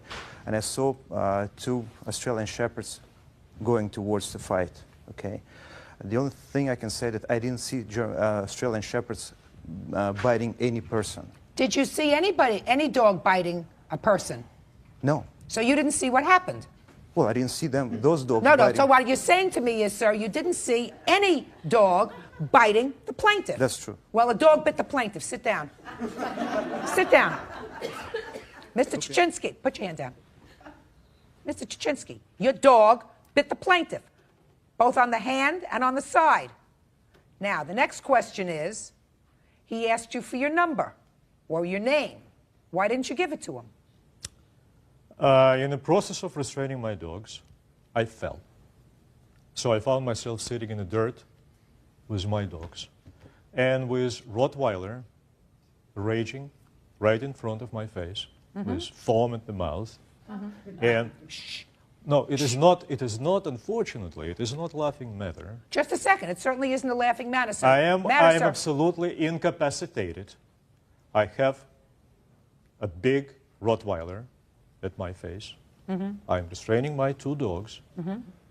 And I have a gentleman calling me all possible names. All right, so including- now I got the picture. Now let me give you the picture. He took the Rottweiler so that the Rottweiler would be out of the situation, to put the Rottweiler in the car. And he said to you, don't leave, I'm calling the police. Ma'am. Shh. Yes. I'm sitting, I fell. I don't care injured whether you myself. fell or I not, sir. Your understand. dogs are off the leash. Your dogs have just bitten the plaintiff and have just bitten the Rottweiler. This man says, I want your name. You have to take responsibility. You don't give him your name. He says, I'm going to call the police, and you leave. Give me the paper, please. Give me the papers, your bills, etc. You're responsible. Then we'll get to your counterclaim. So you refused to give him your name, you refused to give him a contact, and you left. Is that right? Under the circumstances, I could not give him name. Shoulda, woulda, coulda. You could have given him, of course you could have. Of course you could have. Giving him your name wasn't going to put you in any jeopardy with the Rottweiler by saying, this is my name, Vladimir Chichinsky. Sir, you're giving me a lot of papers here. Would you please tell me what your medical bills were? My medical bills were $141. The dog was $35. Yeah. And then I'm also asking for, I couldn't play my accordion for Ravi's studio work for 4 days, which the contract is up there, and then Lighter Fluid, which is a band I was supposed to do work on their single Bliss Freak. And there's letters and the contract, and here's their CDs, and here's But don't listen. Picture of my This is not an accordion. audition, sir. I'm not auditioning. I'm telling Good. you what you're asking for. Okay. I mean, I've seen your injuries. And I want to say one more thing, Yeah, please. go ahead. After they left, I went back to the park the next day because I didn't know if this dog had rabies or what, and I had to find these people. I waited in the park. I ran into Miss Chichinsky with this woman who's sitting right here. And I said, ma'am, very calm, I had a walking stick in my hand, the stick that she brought here. Because I was in pain. I was using it to walk, and I said, Whether ma'am. you were in pain or not, Mr. Roth, if you were listen to me, sir. I'm going to let them get to their counterclaim in a minute. Can I finish what I'm saying? Don't interrupt me. It's not a smart idea. Especially when you appear to be winning. When you appear to be winning, you're supposed to keep your mouth shut. I'm trying to tell you what's important with a stick. I tried to go after them. Shh, listen to me. I'm not concerned that you were walking with a stick. You were attacked by dogs. What I'm concerned about is that Mr. Chichinsky wasn't smart enough to figure out that you had a broken wound on your hand. And when you have a broken wound by a dog, the smartest thing to do is to find out who that dog is, to ensure that the dog has had a series of shots so that you don't have to get a series of shots, because that's both very painful or could be deadly. And he saw fit to withhold information from you, which would have enabled you not to be concerned that the dog that bit you could have been rabid or not vaccinated. Aren't you glad you kept your mouth shut? Yeah. Good. Judge Judy continues in a moment. He threatened us from the beginning. He was scary. I still don't go to park. Well, he gets angry. And I don't blame him for getting angry. I would have gotten twice as angry. Bird here, he would have gotten 3 times as angry. Closed captioning, sponsored in part by Real Cases, Real People, Judge Judy. Matthew Roth claims the Chichinsky's 2 Australian Shepherds attacked him and his Rottweiler. Now, you want to tell me about your counterclaim? Yes. Go ahead. I went to park next day. I wasn't before. I don't know what happened. I'm standing with my friend Pamela talking. There's a guy with this stick, holding it in our faces, very aggressive. Are these your dogs? I said, yes. Well, give me your name, telephone.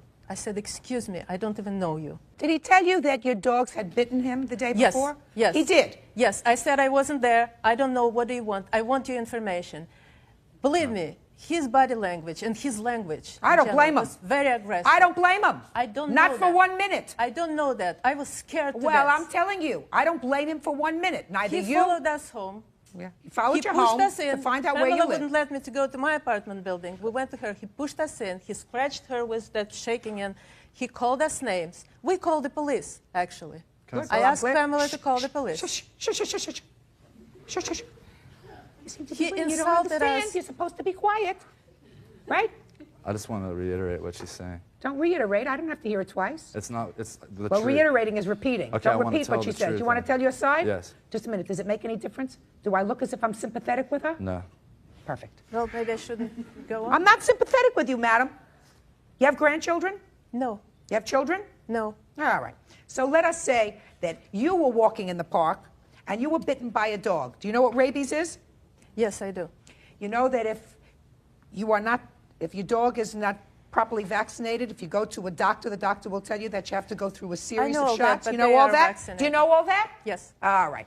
So you have somebody who your dog's bit who wants to know, for a variety of reasons, who you are, including finding out whether or not your dogs have been properly vaccinated. Neither you nor your husband would give them that information. I didn't know that my dogs bit him. I didn't even know who he is. He told you. attacked us.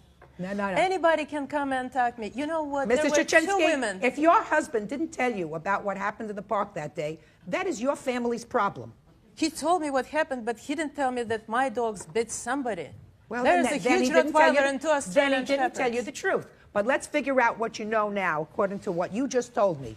You know that the day before, your husband came back from the park and told you that the dogs were involved in an altercation.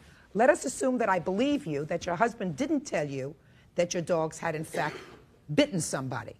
But here you have somebody who comes up to you and says, your dogs bit me. So you put two and two together because you look like an intelligent woman, and your response to him is, I don't know, I wasn't there.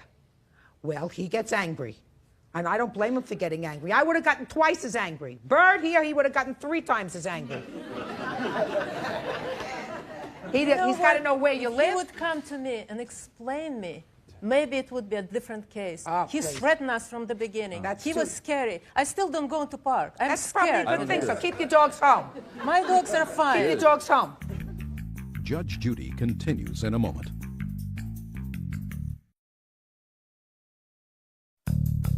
Want justice? Call 1-888-800-JUDY. On the internet, judgejudy.com. Responsibility. If your dogs are off the leash, that is your responsibility. If they attack somebody, that's your responsibility. They're not attack dogs. They attacked him and his dogs, and they bit him. Now, they may have bitten him because he was hitting them to get him off his dog. Yeah. What is he supposed to do? Have you Give him ever a seen timeout? 120 pounds What, just a second, Rottweiler? what is he supposed to do? Give him a timeout? Yeah. Madam, you're being foolish. You're Maybe. being absolutely ludicrous. And if you got scared, that's unfortunate. That's your husband's fault, because your husband that day should have said, this is my name, this is my address. You can either serve me with papers or I'll give you the information on my dogs. That's what he should have done right away. Your husband avoided responsibility. That's going to cost him, because while his medical bills were only $176, he is suing for a lot more than $176. And I am going to give him a lot more, because neither one of you people understand the word responsibility. He was bitten. That's terrifying. And it's not only terrifying, but days went by until he could get your information to find out whether or not your dogs were properly vaccinated. And you got to accept that responsibility. You didn't. I'm not going to tolerate your nonsense. You were scared because he was walking with a stick? Ridiculous. Wasn't walking with a stick the day that his animal and he were attacked in the park, but I certainly would arm myself subsequently if I were walking with my dogs. Judgment in this case is for the plaintiff in the amount of $3,000. That's all. Parties are excused. You may step out. Judge Judy continues in a moment. Judge Judy. All parties on Rivas versus Harris. Step forward, please. 35-year-old homemaker Joyce Rivas claims her neighbors, Cynthia and Lonnie Harris's 2-year-old son, broke a window and a glass coffee table. Order. All rise. Your Honor, this is case number 689 on the calendar in the matter of Rivas versus Harris. Parties have been sworn in, Judge. You may be seated. You two were friends and neighbors, is that right? Yes, ma'am. And you each have children? Yes, ma'am. According to your complaint, Ms. Rivas, on 2 separate occasions, the defendant's children broke items in your house. That is correct. Let's deal with the first situation. You each have 2-year-olds, is that right? That's correct. Yes, ma'am. And you were visiting her home with your 2-year-old? Yes, ma'am. So why don't you tell me what happened? It was in the evening on a Thursday. We were in the kitchen talking, Cindy and I, and we heard this big crash. Ran into the living room. There was her son holding a drinking glass, and he had broken my glass coffee table. Where did he get the drinking glass from? It was sitting on the table. Whose was it? Could have been mine, I don't know. I didn't expect for them to come over, first of all, so, you know, your neighbors, you just kind of pop in. So I was in the kitchen. I didn't even know the glass was in there. And so we heard the crash, ran in there. Brandon was holding the glass, and she asked, is the table broke? Pulled the cover off the table, and it was broke. What do you mean, it was a glass top table? Yes, ma'am. Why weren't the two of you supervising your children, your 2-year-olds? My 2-year-old wasn't in the room. How could you believe that that was her fault? He was the only one in the room. He broke the table. Ms. Rivas, I'm going to give you a scenario. The drinking glass that caused the problem. Let us assume for the moment that her son broke it on your table and cut himself. You think that she could have sued you because her son injured himself in your house by someone negligently leaving this glass on the table and permitting a 2-year-old to be unsupervised? Of course. I mean, this is an accident. It's just as much the fault of the person who left the drinking glass there and didn't child-proof the house when children were there playing. I totally agree. If I had known she was coming over, I would have child-proofed my house. She walked into your house, but you were sitting in the kitchen and talking. No, I was standing in the kitchen cooking. She was standing there talking. I asked, where was Brandon? Then all of a sudden, crash. No, now you're making it up as you go along. Now you're making it up as you go along. Come on, Ms. Rivas. Let's get to the second item that's on your list. Second item involves a time when all of her children were over at your house. You say you have 4 children? Yes, ma'am. That you picked up her 4 children and they were playing at your house. That's correct. Where was she? She was at work. I was babysitting for her. Okay. And what happened? I was in the kitchen fixing, again, the kids something to eat. Walk around the corner. Her son has a toy hammer banging on the window. Her 2-year-old son? Mm-hmm. Yes. Mm-hmm. I said, don't, and when I did, he hit it and the window broke. You don't leave 2-year-olds unsupervised. You don't leave 2-year-olds unsupervised, Ms. Rivas. You had assumed the responsibility of babysitting for her children. I don't know whether you did it for free or whether she paid you. Did she pay you? She did, yes. So then it was for hire. You were babysitting for her children for hire. And while you were doing that, you were negligent in permitting the 2-year-old to be unsupervised, and he was injured. As far as the table goes, she was there. He was not under my care. His mother was there. She should have been supervising him. She expressed to me she was very apologetic for it. They would replace the table. That's okay. I don't want to lose a friendship over a piece of glass. Absolutely right.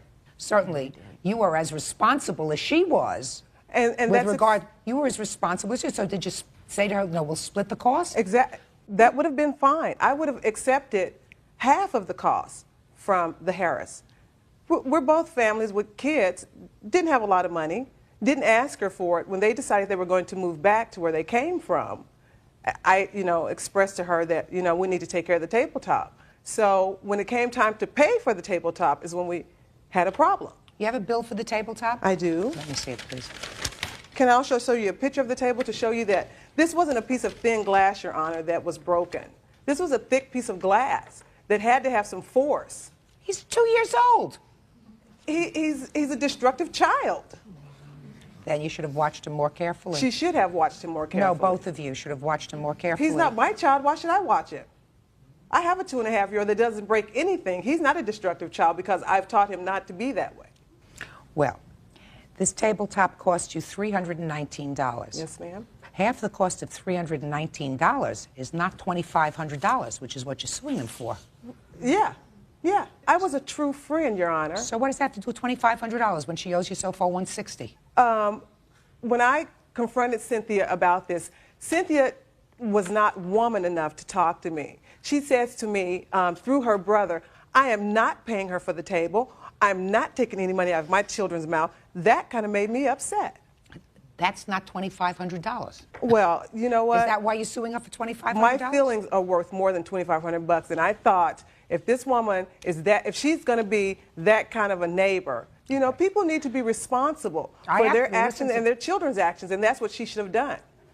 Let me tell you this. I'm a great believer in responsibility. I know you are. You have responsibility, and she has responsibility. When little children come over to play, come to your house. You either ensure that your house is child-proofed so that nobody gets injured, or you don't let any little children in your house that aren't yours. Be quiet. With regard to the second part of your complaint, that her child or children, a 2-year-old again, broke your window. By the way, was this before or after the table incident? After. Okay, so that as far as you just told me, her little 2-year-old is destructive. So if he's destructive and you are babysitting, and you agree to babysit for money for that child, then you ensure that your eyes are on that child all the time. You make sure that that 2-year-old doesn't get into any trouble, mostly so that he doesn't get hurt himself. You didn't do that because by the time you walked into the room, he had the hammer in his hand and he was breaking the glass. Judge Judy continues in a moment. That's what children do. Did you ever go into a restaurant with little children? They pick things up and they pick up the glasses and they bang them and they bang the silverware and they make a whole racket. Did you ever do that? And later today. I mean, the guy's like a serial killer. Honestly, it's like living with a serial killer. Real cases, real people. Judge Judy. Joyce Rivas says her neighbors, Cynthia and Lonnie Harris's 2-year-old son, owe her for a broken window and a glass coffee table. What do you want to say? If you look at the picture, you'll see that there's a cloth on the table. That's what the glass was sitting on. It wasn't just sitting on top of the glass for him to knock over and break. He picked the glass up and he banged it on the table and broke it. That's what children do. And that's understandable. Did you ever go into a restaurant with little children? They pick things up and they pick up the glasses and they bang them and they bang the silverware and they make a whole racket. Did you ever do that? Yeah. I mean, I have children. I have grandchildren. My grandchildren are coming over. I take all the things that I treasure. And even if they walk in unexpectedly, I say, hold them off at the pass. While I take my good crystal and I take them off the coffee table and I take all the stuff and I put them up high and then I say, now you may bring in the little ones. So should I have removed the table? You should have removed the item on the table that allowed the child to pick up something big and heavy and bang it on the table, causing the glass. She's going to pay for half the glass because I think that that's reasonable and fair. She is not going to pay you $2,500 for your aggravation. Judgment for the plaintiff in the amount of $160. That's all. Parties are excused. You may step out. Thank you. Should I get my receipt back? It's just really sad that a friendship can be ruined by this. The parents need to be responsible. This is what's wrong with society. People are not responsible. And it is sad that this friendship had to end over a piece of glass. And now the next case. All parties on Humphrey versus Keller. Step forward, please. 40-year-old alarm installer Russ Humphrey claims 31-year-old waiter Russell Keller owes him for rent. Mr. Keller. Yes. You found the plaintiff who was looking for a roommate. Correct. Through a newspaper ad? Correct. How long did you live with him? Approximately a year. What was the rental arrangement, sir? It was $825, and I paid $400. He paid $425 since he had the deck, and shared utilities. Okay. And where were you working during that year, sir? I worked at .705 restaurant, and then I worked at Kincaid's restaurant. Was there ever a time you weren't working? A couple weeks doing construction odd jobs. Okay, but you were continually employed while you were living Correct. with him. Okay. When you were employed at these restaurants, you made tips? Yes. And you were also paid a salary? Yes. And you paid a salary by check? Correct. So you deposited that in your checking account? Yeah. And your checking account indicated that each week, with the exception of perhaps a couple of weeks that you worked for the construction company, you had weekly salary checks. Yes. Is that right? I cashed them at a check cashing service. Oh, now you thought again, sir. You see how smart I am? Do you think that I'm stupid? Do you think that they keep me here and pay me all this money because I'm a moron? Huh? Personally? Mr. Keller. Personally? Personally. No, I don't think you're a moron. You're absolutely right, sir. So now you're beginning to understand what I'm saying to you. You say, she's got me. And how am I going to get out of this? Oh, she doesn't have. Oh, sure she does. Sure she does. Where are your rent checks? I paid in cash. That's Or what I signed thought you my were going to checks say, over which to is him. why we started at the beginning. Which is why you said to me you had a checking account and you would take your weekly salary checks and put them in your checking account. That's what you said to me. And then you said, ooh, then she's going to say to me, where are my rent checks? So I took him to a check cashing place. Mm-hmm. It all in, how many seconds was that it Must have changed? been It went 10. from checking account, that it went from checking account to check cashing place? Because I wasn't listening to your words closely enough. Oh, well, that's unfortunate for you, Mr. Keller. All right, Mr. Humphrey, now let's get to you. He lived with you for how long, sir? 11 months. And how many times did he pay rent? I covered his rent for 7 months. Well, let me ask you this question, sir. Why did you carry him for 7 months? Why didn't you just throw him out on the street? And I thought he was worth the risk. What do you mean? He said I would get the money from him.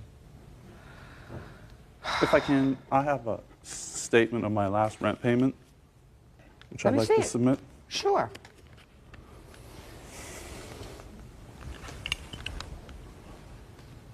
Which was January's rent, and then I was given a 30-day notice on, what, February 10th? Just a second. Who signed this? My landlord. Who's the landlord? When? Good. Step up here, sir.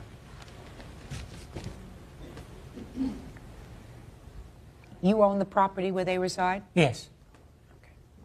How many times did Mr. Keller come in to pay rent? Usually, Mr. Humphrey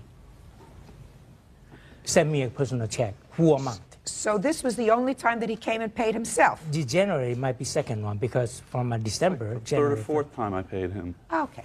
So you say you paid him 3 or 4 times? Yes. So I assume each time you paid him, he gave you a receipt. Mm-hmm. Where are they? I moved recently, so that's the last one I could find. All the other stuff is buried in my files. I couldn't find it. Judge Judy continues in a moment. Oh, he's a strange bird.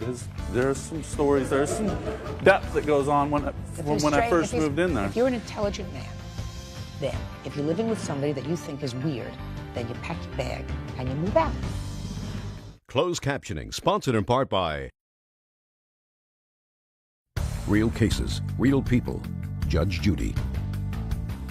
Russ Humphrey is suing former roommate Russell Keller for rent and utilities. Mr. Humphrey, why in the world would you let this guy stay in your house and cover his rent for 7 months? After a month, maybe 2 months, but then... Well, I asked him to leave in June of '98, but he wouldn't leave. I have proof here that I asked him in June to leave, and he wouldn't. Let me see.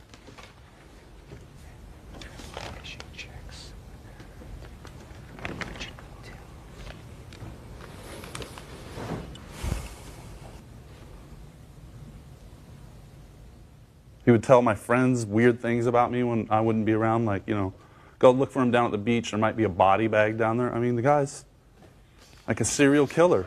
Honestly, it's like living with a serial killer. Then you should have moved.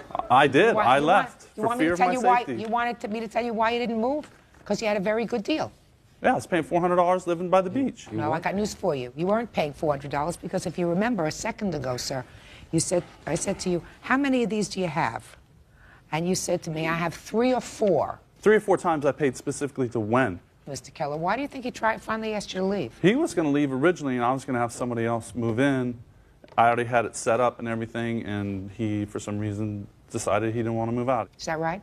Originally, I wanted to move into a property that I was remodeling, but he fell behind 2 months, and he said he was going to give me the money so I could move.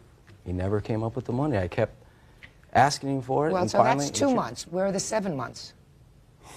What I think I can prove is the amount of $1,700.24. Show me. What I did in January is post this so he could see this is the amount of utilities and rents that he was behind. When did he I posted finally it move on out? the bulletin board. When did he finally move out? He moved out after I signed a new lease March 8th of 1999. Well, you know, this is what you posted when? In January of 99. You said payable $522. 37 cents. Look below it. Below it is the carryover of $1,200. Okay. In January, he paid his $400. He paid it late, but he paid his $400 I was caught up. That was January's payment to him. He's a receipt. Made for payment. I was caught up. Everything was square. I didn't pay rent for February because I got a 30-day notice. I was out within my 30 days. I'm even with this fool. I don't even know where he's coming up with all this money. How did you pay him all the utilities? He would put a note up on the bulletin board saying what I'd owe, and I'd leave him 20 here, 40 there, 40 here. Very bad way to do business, Mr. Humphrey. Okay. This was, sir, posted as of January 15th, 1999. He has a letter from the landlord that a week later, he went and paid $400. Do you understand? So that his January rent is caught up. Do you understand? So this isn't $522. It's $122. Now, then you have a carryover from July of '98. He never caught up from falling behind. Then you should have evicted him. Did you take money from him in cash ever? Yes. Did you give him receipts? I gave him some receipts, yeah. Some receipts isn't helpful, Mr. Humphrey. All I know is, based upon your figure, from August of '98 to January of '99, he owed you $522.37 for rent and utilities. Now, he probably owes you some money from over a year ago, but you accepted money from him. You just told me in cash, some of it, right? Yeah. Next time, keep better records, Mr. Humphrey. Judge Judy continues in a moment.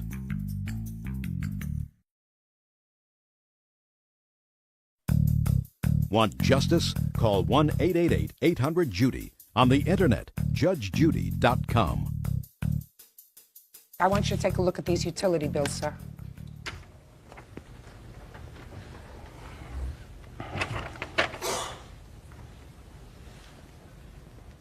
Do you owe any of that money? I'm probably short maybe about $30 on utilities through the life of the existence there. Well, your answer says that you owe him at least $100 for utilities. It was a rough judgment, trying to be, you know, lenient on his part maybe. Mr. Keller, let me tell you this, sir. There isn't a question in my mind that you probably owe him money for rent. His problem is he cannot prove that you owe him money for rent, because if you were a good tenant and you paid your rent on time, you paid your utilities on time, there wouldn't have been any reason for him to file this, you know, to file this claim. Oh, he's a strange bird. There's some stories, there's some depth that goes on from when I first moved in there. Mr. Keller, if you're an intelligent man, then if you're living with somebody that you think is weird, then you pack your bag and you move out. So there isn't a question. I tried to help him out. I just tried to help him out. Mr. Keller, try not to speak over me, sir. That irritates me. So there isn't a question in my mind that you took advantage of him and you didn't pay all your rent. Right? And he wasn't about to do anything. For whatever reason, he wasn't about to do anything. However, he keeps lousy records. You paid in cash. He didn't give you receipts. He didn't keep copies of money orders that you gave him, checks that you gave him. He's got Zippo. So he says he thinks you owe him 7 months' rent. So I'm giving you what you say that he owes you in utilities, which is $122.37. That's all. Parties are excused. You may step out. Judge Judy continues in a moment. Is Judge Judy. All parties on Fisher versus Willoughby. Step forward, please. Jewelry shop owner Gina Fisher is suing the manager of the copy repair company, Jeff Willoughby, for his employees' theft of her jewelry. Order. All rise. Your Honor, this is case number 668 on the calendar in the matter of Fisher versus Willoughby. Parties have been sworn in, Judge. You may be seated. Sir, have a seat, please. Ms. Fisher, you own a jewelry store? That's correct. And Mr. Willoughby, you own a company that services fax machines? Copy machines. Copy machines. According to your complaint, you had some trouble in the store with one of your copy machines. Right. And telephoned the defendant to fix it. Correct. He sent an employee. How long had this employee been with you? Approximately about 1 year. And when the employee left, so did some of your jewelry. Correct. How do you know it was his employee that took the jewelry? At the time, we were not sure. We did a search of the store, actually over a several-day search, actually questioned all the employees that were in the store. After the area that the jewelry was at is a secured area that we don't let the public go into. It's basically just employees or if somebody was coming to service something. And upon not being able to find it, then is when I contacted Active Copier. That's the defendant's company. Correct. What jewelry was taken? We had, the largest piece was a 4-carat diamond tennis bracelet. We had a 14-karat gold and diamond watch. Then we also had some costume pieces that were just pieces that I was going to redesign into new pieces. They weren't really valuable. The only 2 pieces we were really worried about was the tennis bracelet and the watch. So you contacted the defendant and asked him what he knew about it. Actually, who I contacted was a gentleman by the name of Lloyd. At the time, I had always thought that he was the owner. That's how he had portrayed himself to us. We kind of had a friendship basis, and up until that point, I thought he was the owner. And I had called him and told him that I suspected that Leroy had took the items, that we had searched the store. Leroy was the employee? Yes. Was he ever arrested? I had found out from Lloyd, yes, he had been arrested in the for past. this subsequently. Was he ever arrested for this theft? Yes. He was. Was he convicted? Yes. Well, actually, what I was told by the police is that they plea bargained on my case to get a settlement on some other thefts that he had done. So he pled guilty on your case? Yes. So there is no question that your employee took the jewelry? No. There's no question about that? Well, all I know is that whenever he was there, she said that he took the jewelry. He pled guilty? Yes, he did plead guilty. That's it. Yeah, he right. pled guilty, and you know that he pled guilty. I know that he pled guilty to some other things, but I didn't know if he pled guilty to her stuff or not, because I know that he was arrested have the for some paperwork? other I do have the stuff. paperwork from Let the me police see it, department please. with that confession. This is also the pawn shop ticket with his signature where he had pawned it at a local pawn shop.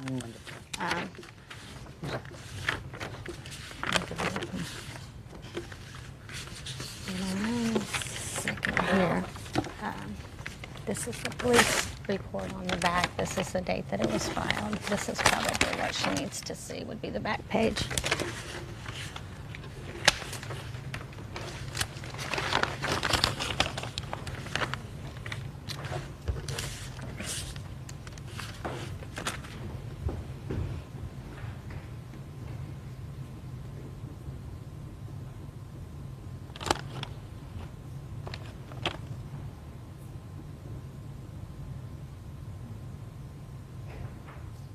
He confessed? Yes. Yes, he did. Okay. So, Mr. Willoughby, your employee goes there to service a copy machine. He's operating within the scope of his employment to fix that copy machine, and he lifts a couple of $1,000s worth of jewelry. Why aren't you responsible? Well, for one reason, I feel like that it's more of a criminal act than it is where we didn't steal our jewelry. Our company doesn't condone our employees stealing jewelry. I didn't take it. My partner didn't take it. We found out 2 weeks later we terminated our relationship. All right, I have a couple of And questions. then we tried to turn it into our insurance company after we had spoke with her. Our insurance company denied the claim because we did not sustain any loss at our establishment. Now, if our employee had dropped the copier, it would have paid for that. But it's not going to pay for a loss in her business. And I have a letter right here stating that why our insurance company I don't denied care the why your claim. insurance company is disclaiming, sir. That's your insurance company's problem. As between, well, there are a couple of other things before I get to that. Did you have any prior notice that he had been involved in some thefts, or perhaps had been involved in some thefts? Yes, Yes. around the same time, we sure did. No, not around the same time. Before you sent him out to her jewelry store, did you or did you not have... This all happened within a few days. Listen to me. Let's be very clear on this, Mr. Willoughby. Before you sent him out to her jewelry store, had you received complaints of missing items from other places where you had sent him to service machines? No. Are you telling me that the complaints came in afterwards? Yes, within a day or two afterwards, we had some. I don't know if I believe you, sir. I'm not sure if I believe you. Go ahead. Can I say something? Mr., which is a business partner with him, had told me when I called that they had had numerous complaints. He was not surprised all right, at all Mr. when I Willoughby, made the so call. I'm going to ask you again so that I don't have to verify it. Before you sent him out to her jewelry store, had you had any complaints that were either called into you or written to your company involving items that were stolen from places where Leroy serviced machines? Yes, we did. All right. Always tell when you're not telling me the truth. Why people think that they can come here and lie to me. Judge Judy will continue in a moment. The value of the jewelry was $1,650, which is the wholesale price. Is that right? Yes. Boy, I'd love to get wholesale jewelry at your place. Yeah. And later today, So you knew him for a month and a half and you co-signed a car for him that cost how much? $36,000, Your Honor. You couldn't buy a cheaper car? Well, we were planning a future together. After a month? Yes. That's smart. Real cases, real people. Judge Judy. Jewelry shop owner Gina Fisher claims an employee of Jeff Willoughby's copy repair company stole her jewelry when he fixed her copier.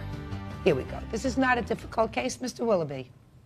You first had notice that there were complaints by other customers of yours that this employee had been involved in thefts.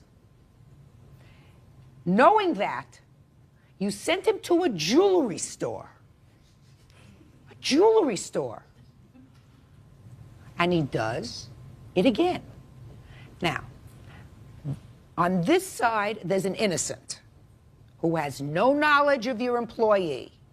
On this side, there's a guilty who had knowledge of the employee's potential prior bad acts. Even if you didn't know about it, you would still be responsible because under the laws of agency, you are responsible for the acts of your agent while he is operating within what we used to call in law school the scope of his employment, which is he was there to fix a copy machine and he lifted property. He hadn't gone in there after hours to go shopping. See, if he had gone in there when he was finished working and he wasn't there to do something for your company, and he just came into the store and lifted the property, you wouldn't be responsible. He is not there as your agent. But if he's operating within the scope of his employment, fixing the machine, you're liable.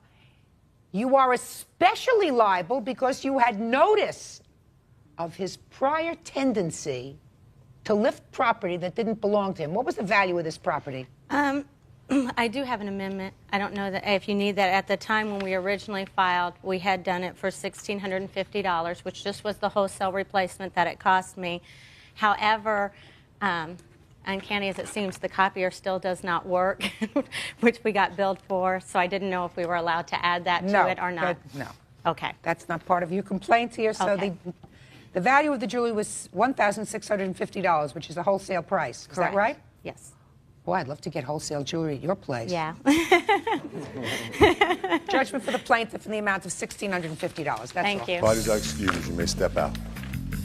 They thought it was a joking matter. And, you know, I got a lot of laughing. I got a lot of, we're not going to be responsible for him, you know, good luck, that type of thing. And, you know, I was kind of appalled with that position that they took.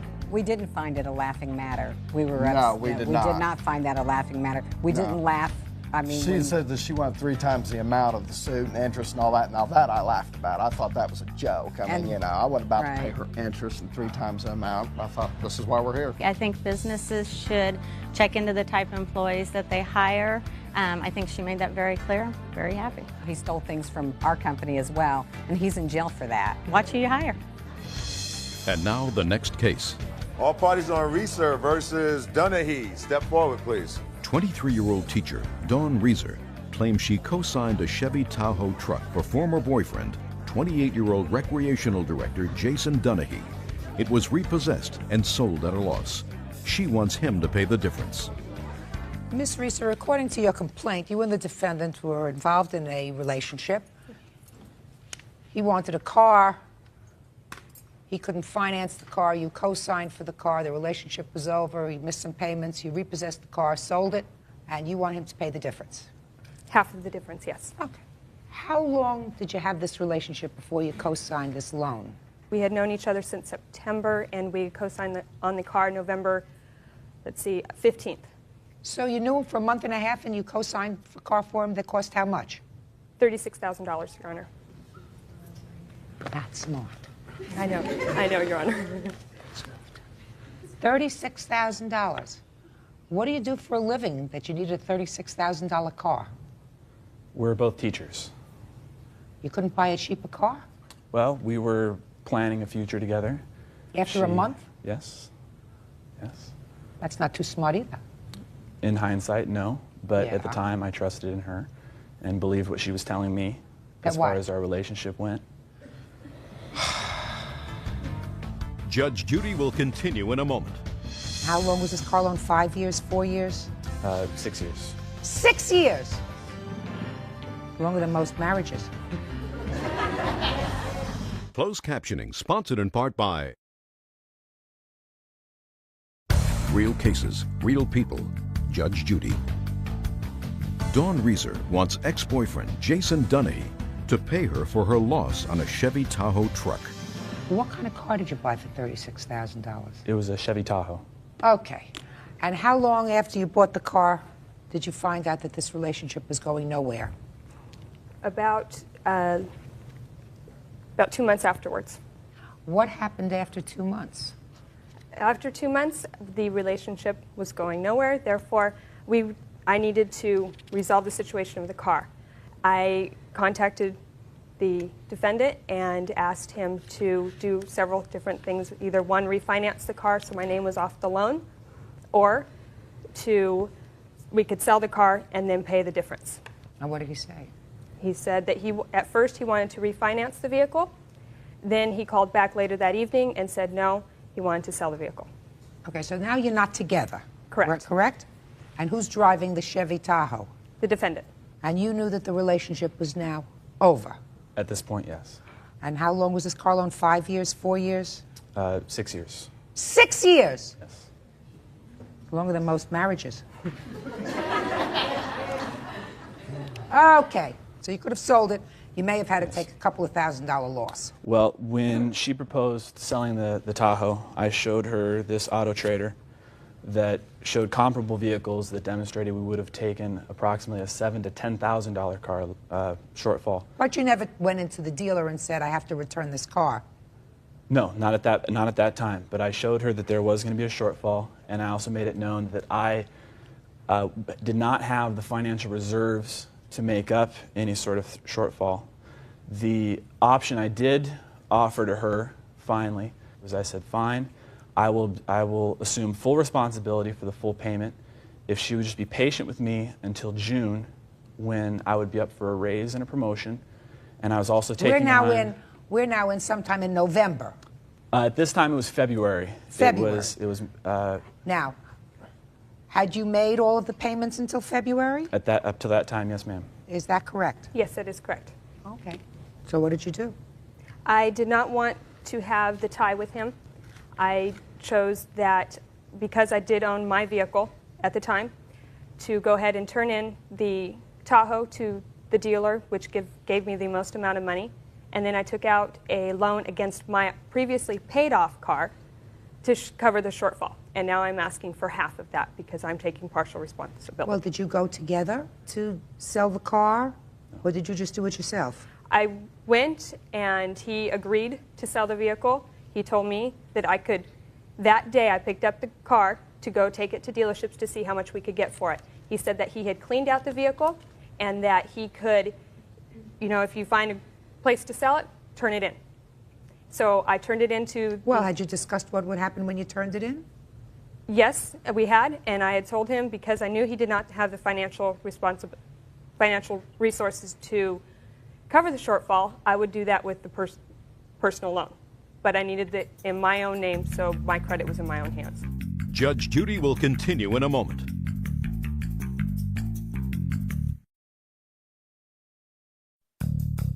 Want justice? Call 1-888-800-JUDY. On the internet, judgejudy.com. So I understand that what you've done was very foolish. But let me clearly explain to you why I'm going to deny your application in this case for half. A, you co-signed on a loan for him. He had the car. If you were to tell me that he had not made payments, that would give you some impetus to say, well, he has breached our agreement to make current payments, and therefore I have no choice but to do this, but to protect myself from a $36,000 debt, right? If I wait 6 months or a year, it could be much more, and my credit is impacted. But he was current in his payments. Then you opted, rather than to wait until June, which is your option, when he would try to renegotiate the loan, to take the vehicle without an agreement with him, either in writing or orally, that if the vehicle is sold, or when the vehicle is sold, he will be responsible for half the shortfall. So you made the choice, probably wisely, that you didn't want to be involved at all anymore. Correct. That's an emotional decision, Ms. Reeser. Okay.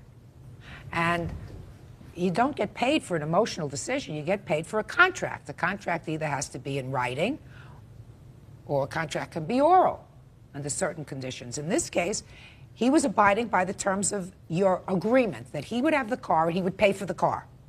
Mm-hmm. And it wasn't, although it was sort of implied, it wasn't conditioned on the two of you being together. Never sat down with him when you went to the dealership and said, listen, I'm going to co-sign this loan, but it's only as long as we are together and we're going to build a life together. You sort of assumed that. That's not what you can bring to court. So I have really no option in this case but to dismiss your lawsuit. Now, you understand that there may be a certain moral obligation that you have to try to cover some of the losses that she incurred. That's up to you. That's not something that a court can enforce. Mm-hmm. Because I'm certain that if you find somebody else next year or next month, that person wouldn't have wanted you to be tied together for the next 6 years. Very good lesson. Yes. Don't know somebody 6 weeks and sign on for a $36,000 car. No. That's all. Parties are excused. You may step out. Judge Judy will continue in a moment. And on the next Judge Judy. All parties on Galante versus Thorns. Step forward.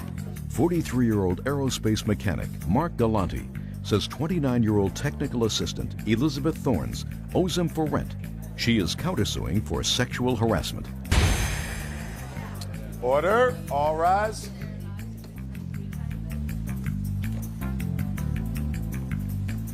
Yeah, this is case number 686 on the calendar in the matter of Galante versus Thorns.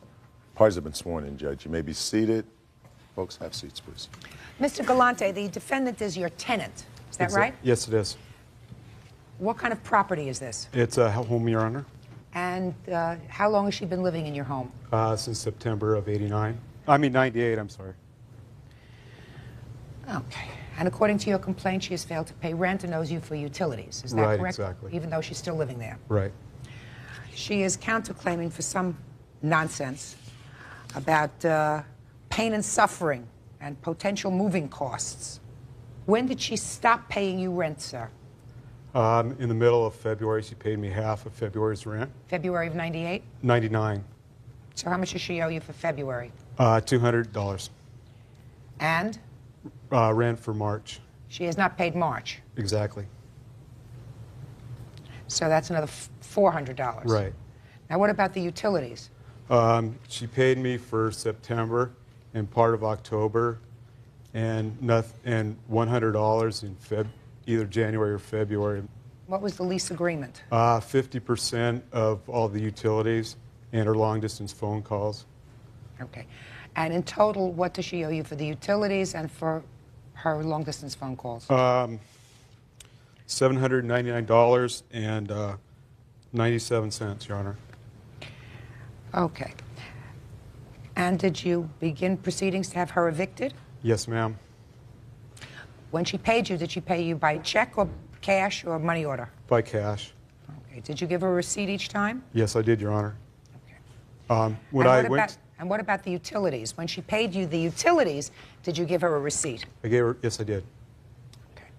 You have any copies of those receipts? Your Honor, when I prepared for this case, my receipt book suddenly turned up missing. It was in a dresser drawer, and the defendant had full run of the house while I was at work because she's unemployed at the time. Okay. Okay.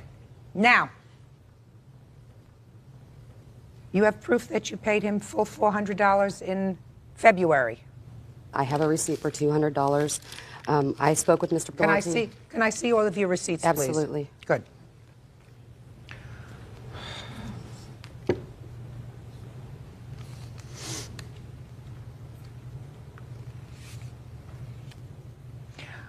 I have a receipt here, sir, that allegedly says she gave you $500 for utilities in February of '99.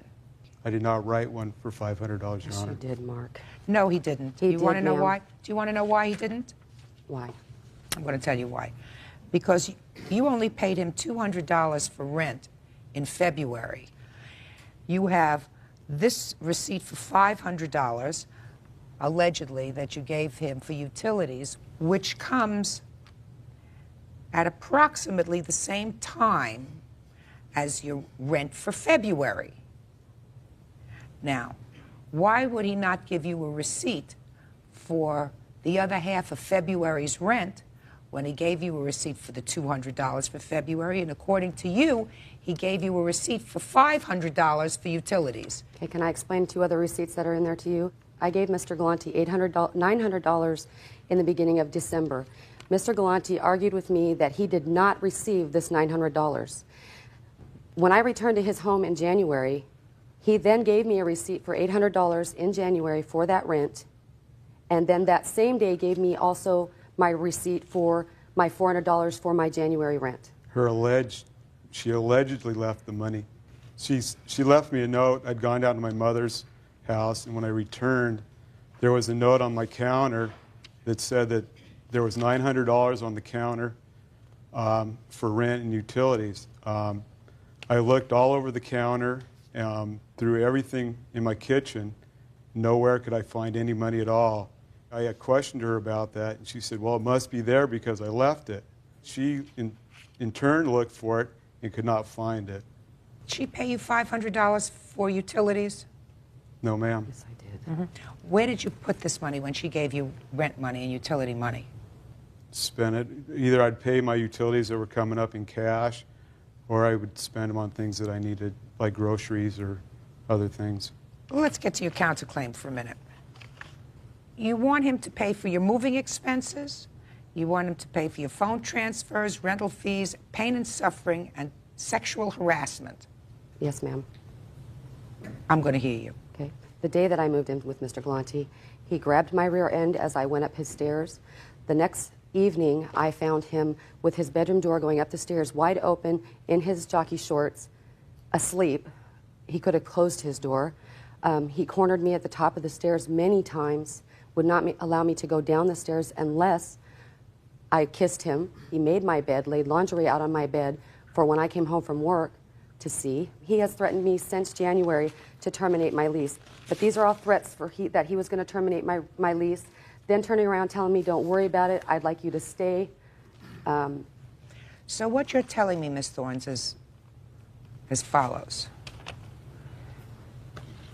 That despite the fact that from day one of you moving into this place, you felt sexually harassed, you continued to live there, and you viewed the letters months later that he was evicting you as threats. And that was despite the fact that all the time that you lived there, you were the victim of sexual harassment. Is that what you're telling me? I am, ma'am, but I wasn't able to move. I had just received a layoff notice. Go to a shelter. If I moved into somebody's home as a tenant, and the first day I moved there, I walked up the stairs and they grabbed my behind, unless I found them particularly attractive, I would have not unpacked my bag, stopped payment on my checks, and left. Judge Judy continues in a moment. This man is a stranger to you. You moved into his home, according to you, from day one. You were the victim of his sexual harassment. You stayed. Real cases, real people. Judge Judy. Mark Galante is suing Elizabeth Thorns for rent and utilities. Elizabeth is countersuing for sexual harassment. You know something? I don't believe you. I don't believe that a person who is articulate and appears normal, lives in a situation for September, October, November, December, January, February, and fights eviction, and then turns around and sues somebody for sexual harassment. I didn't fight him for eviction, Your Honor. He told me to stay. He told me to go. He told me to stay. Told me to go. What are you, a puppet? He tells you to go. He tells you to stay. You're being sexually harassed. You pack your bags and you go. When I first moved in there, he told me that he was brought in by security to his supervisor. This was specifically... Listen to me. I'm not interested in your nonsense. His harassment's gone on with other people, Your Honor. I don't care about other people. I care about you. I care about somebody who says to me that the first time she walked up the stairs in the house, somebody physically touched her in a sexual way, and she chose to stay there. I had September. no other choice. Baloney. Baloney. Baloney. No other And I want to choice. tell you what else is baloney. Baloney is this $500 receipt for utilities because on the 13th of February, he writes you a letter, and he says in the letter, the reason he's terminating your lease is because you are delinquent in rent and because you owe $550 for utilities. Okay, I don't. And Just a I second. do not. $550 for utilities, November 98 to February 99. And what you're telling me I have is after proof you that got I've this, overpaid him. after you got this threatening letter, that you paid him $500 for utilities, but you have no receipt for February, the remainder of February's rent or March rent. I don't believe didn't pay it. him February rent or March rent because I left his home in December. I paid rent for December. I paid all the utilities for December. Mr. Galante told me, don't worry about March. You paid for December. You weren't here. Okay. My rationale is very simple. When you have rent receipts for every other month, but the months that are covered by his complaint, which are $600, $200 for February and $400 for March, I find that you did not pay that rent. I also find, based upon the evidence that was presented here, by way of receipts which I have examined and the letters which you have provided, that you owe him $799 for utilities. That's $1,490. Now I'm going to address your counterclaim. Any normal person, if they feel as if they are the victim of sexual harassment, who is not bound by marriage, children, family, and if they feel as if they are in an abusive relationship but have absolutely no other way out, I can understand, rationalize them staying in a home. Your situation is entirely different. This man is a stranger to you. You moved into his home, according to you, from day one. You were the victim of his sexual harassment. I was. You stayed. And there was no reason for you to stay there. Women have a choice. You have a choice. And I gave you what your choice was. My 7-year-old son and stay in a shelter? I don't think so. Absolutely. Let your 7-year-old son go with his father, go with your family. And if you don't have family, if you're telling me, madam, that not only don't you have parents, brothers, sisters, cousins, aunts, uncles that you could come to and say, I need a place to stay for a week because I made a big mistake, I don't believe you. Your counterclaim is dismissed. Judgment for the plaintiff in the amount of $1,490. Parties are excused. You may step out. I had nowhere else to go, and I would not put my son in a situation of danger of a shelter. We live in Seattle, Washington. I have a statement from her stating that she would not file anything. And again, she's gone against her word. It's going to go further. This man is a nut. Yeah. And women You're should be welcome. afraid of him. And now the next case. All parties on Ratslip versus Sims. Step forward, please. 81-year-old Elmer Ratzlaff is suing his late son's girlfriend, 54-year-old Niona Sims, for a credit card, eviction, and funeral costs. Mr. Ratzlaff. Yes. According to your complaint, sir, the defendant was your son's live-in girlfriend for 10 years. That's right, Your Honor. Your son passed away in August of last year, of 1998. Yes, Is Your that Honor. right? And at the time that he passed away, your son and the defendant were living in a small home that you owned. Yes, that's right, Your Honor. Your lawsuit is for three things. First thing is you moved to evict her shortly after your son's death. Is that right? Yes. So you want the legal fees that were incurred. Yes. You also say that she should have been responsible for the funeral expenses for your son, Yes, Your Honor. and she did not pay. You paid. Yes, I did. And the third part of your lawsuit is that you say that there is a credit card and she should pay the bill. Yes. Okay. So I have a couple of questions for you, sir. Yes. Was your son working, employed at the time of his death? My son was on a permanent disability. Were you working at the time you were living together? No, I also am in Social Security disability. Why did you move to evict her so shortly after your son's death? Your son died on August 11th, according to these papers, 1998. Yes. And you began eviction proceedings, according to these statements, September 8th? Is that right? I had given them an eviction notice way back in July Why had you served them with an eviction notice in July? because I felt that they had facilities now and means by which they could stand on their own feet. So less than a month after your son died, you hired a lawyer to evict her. I had to. When did you finally vacate the premises? Okay, it was around it was the 14th of November, I believe, Your Honor. What's the nature of your disability? It's called neuromyasthenia, and it is a disease of the whole nervous system, and it leaves you totally weak, bedridden, in extreme, excruciating pain. Judge Judy continues in a moment.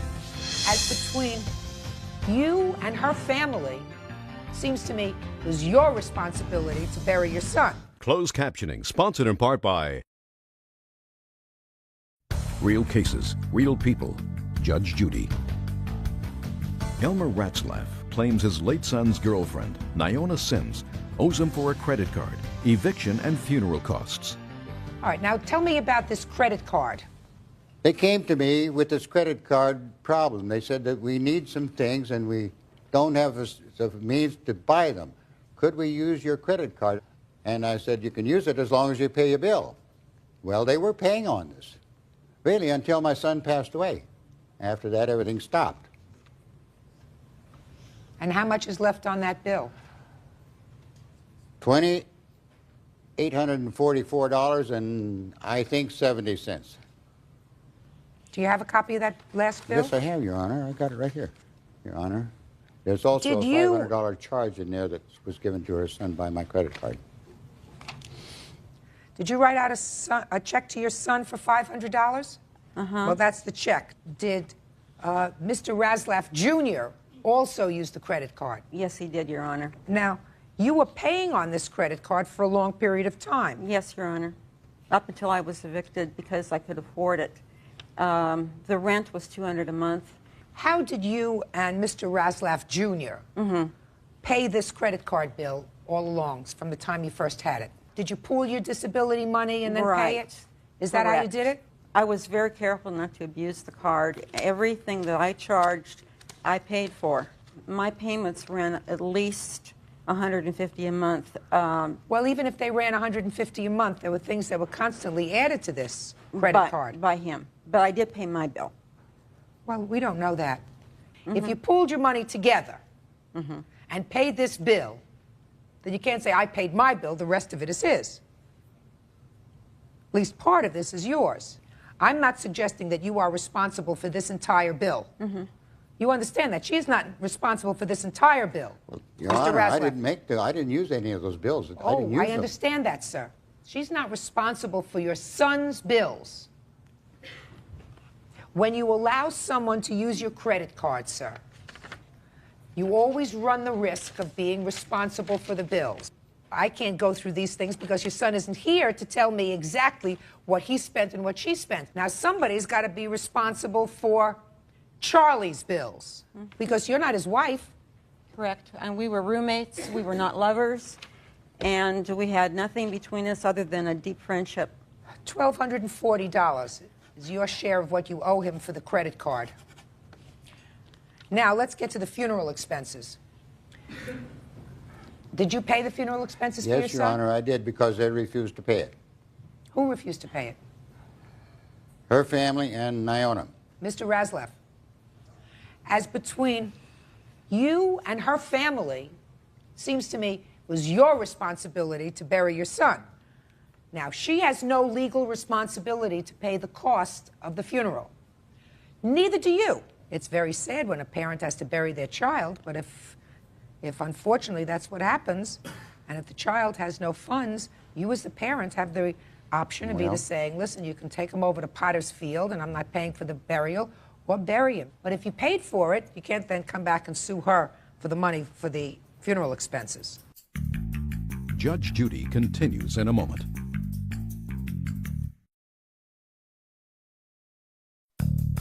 Want justice? Call 1-888-800-JUDY. On the internet, judgejudy.com.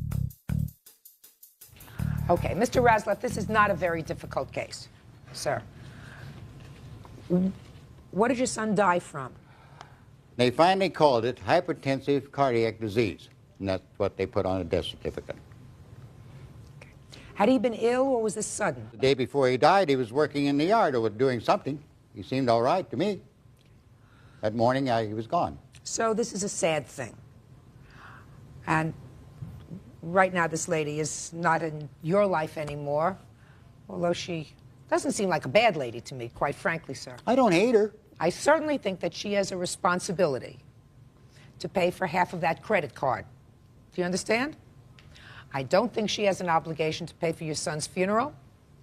And quite frankly, Mr. Razleff, I am not awarding you anything for the counsel fees that you paid to have her evicted, because my sense is that she would have been out of that place within a reasonable period of time after your son's death had you just given her a little time and told her to leave.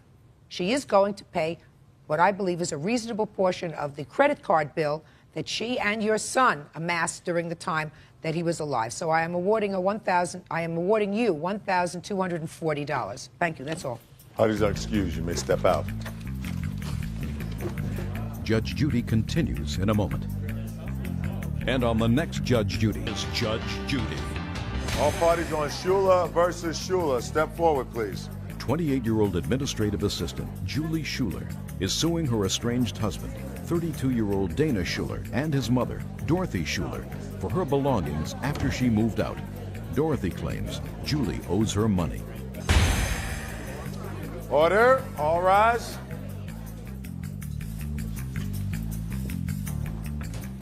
Yeah, this is case number 694 on the calendar in the matter of Schuler versus Schuler. Parties have been sworn in, Judge. You may be seated. Sir, have a seat, please.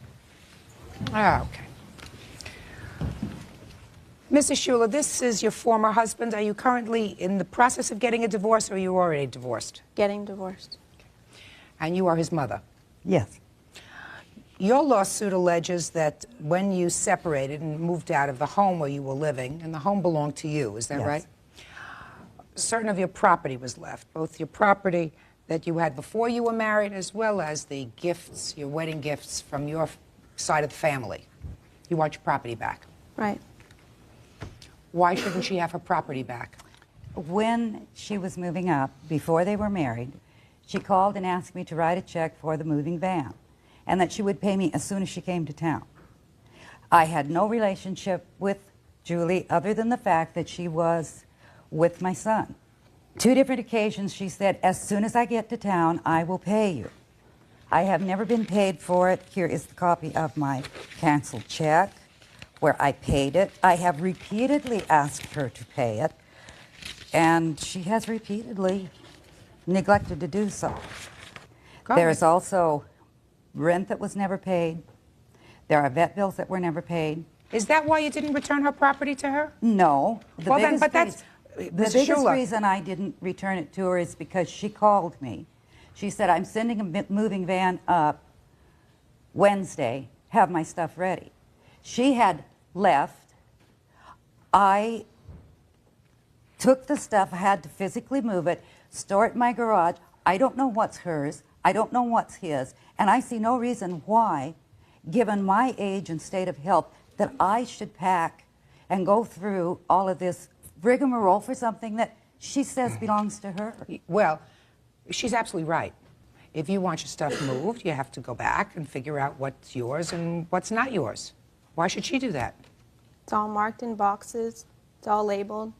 I packed it all myself. So what you're telling me is you actually packed it? I packed everything. No, ma'am, she didn't. Just a second. She says she packed her things. Your complaint was that why should you go through all of those things and have to pack for her? And I absolutely agreed with you, Mrs. Schuler.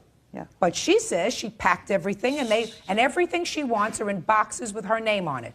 Is that right? Yep. She did not do that. When I was told by my son... Just a second. Mr. Schuler? Yes. Are there boxes in your garage with your wife's name on it? There are. How many? You know, I'm not real clear. Unfortunately, some of the stuff was not packed by her. That's not entirely true. I was out of town, so she packed some, and then she decided to take off and go out of town on her own thing. My parents were good enough, since I was on a business trip, to finish packing the house and move everything into the garage. All their things are integrated in the garage. since she did pack, there's possibly some of the things are mine. I really don't know. What do you mean possibly some of the things? Well, did you go through all the boxes, Mr. I Schuler? haven't. That's the thing. I really haven't gone through all of this stuff because, again, I wasn't there when it was packed. I've gone down a few times and gone through some things to try and find some of my own belongings. And yeah, I do see boxes that just say just Julie, but does that mean that it's all hers? I don't necessarily agree with that. Some were wedding presents to both of us. I mean, it's really, we would need to sit down, the two of us, and go through all this. I absolutely agree with you. Do you understand? Yes. What you have to do is you have to make a trip there, sit down with your husband, not your mother-in-law, and go through the things and see if you can resolve what's yours and what's his. Right. That sounds pretty simple. Right.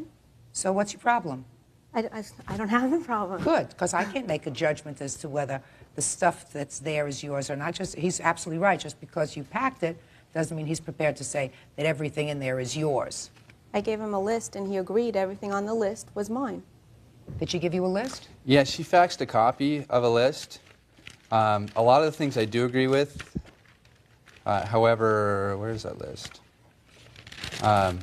You know, a lot of things like skis, stereo equipment, odds and ends. What I don't agree with were some of the things on there, in particular wedding gifts, things we acquired together. Now, wedding gifts. Let's talk about this reasonably. Yeah. It seems to me when a marriage breaks up, there are lots of ways to deal with wedding gifts. True. Wedding gifts are given to a couple. I mean, can you make a decision now that the wedding gifts that came from her side of the family are hers and the wedding gifts that came from your side of the family are yours? For the most part, there's only really one thing that I completely disagree with, if I was to argue, would be the television, which actually was a wedding gift to us from her father. The question was put to me, what would I like from her father? What would we like? And it was a large television.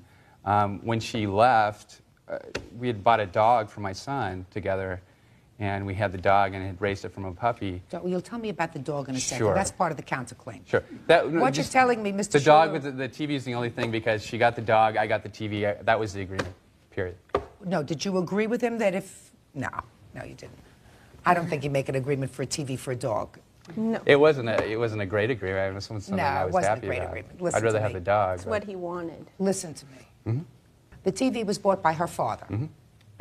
Did you buy anything for them? I bought, well, I should say, my husband and I bought a lot of groceries to get them started. Things. I'm not talking about groceries. They ate the groceries. Things. I bought some electrical kitchen appliances. Well, those things that if you bought them, your son's going to keep. Yeah, that's between them. I don't want any part of that. Fine. Mr. Schuler, her father bought the TV. Buy another TV. Fine. Good. Judge Judy continues in a moment. I don't know how you get along with the other in-laws, but clearly this is not a good thing. This is not a good thing, and I have a sense that your son is right in the middle, and he's very embarrassed by the whole thing.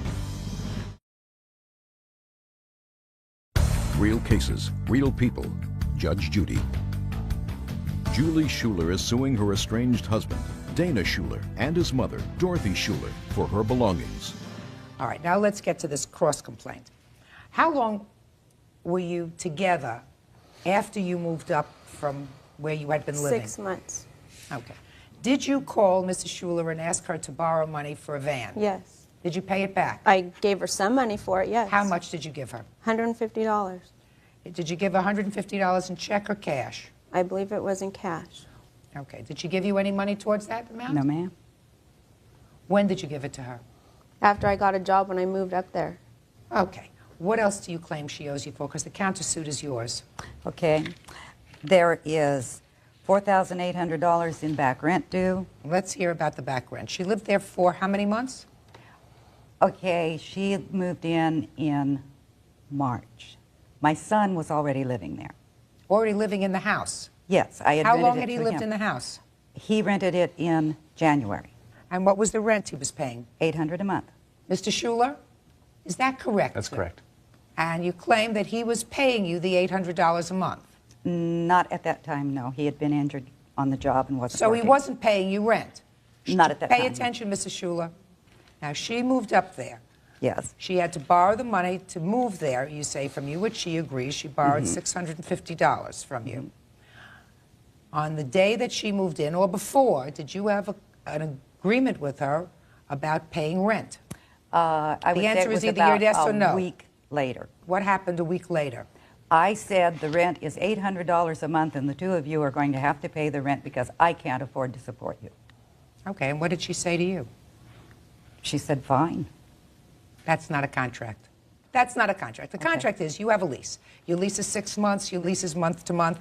You're each responsible for half the rent. You pay $400. He pays $400. What I'm getting is she moved up there to live with your son. Your son was living in your home. He wasn't paying rent.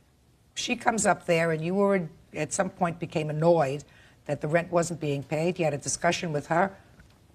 But you didn't enter into a rental agreement with her. And in addition to that, how many months did she live there? Too many. How many months did she live there, Mrs. Schuler? About 6 months, yeah. 6 months. At $800 a month, you claim that she owes you the full rent, $4,800. That's what your countersuit says. Okay. Even if I believed you that you had a rental agreement with her, which I don't, why would you want to charge her for all the rent? I don't. Well, that's what you say here, ma'am. I'm looking at your counterclaim. You say $4,800 in back rent. Yes, of which half would be hers. That's not what you say here. You say total back rent, $4,800. Moving expenses, $800. You just told me it was $650. No, it was $650. No. I wrote it down, $650 here.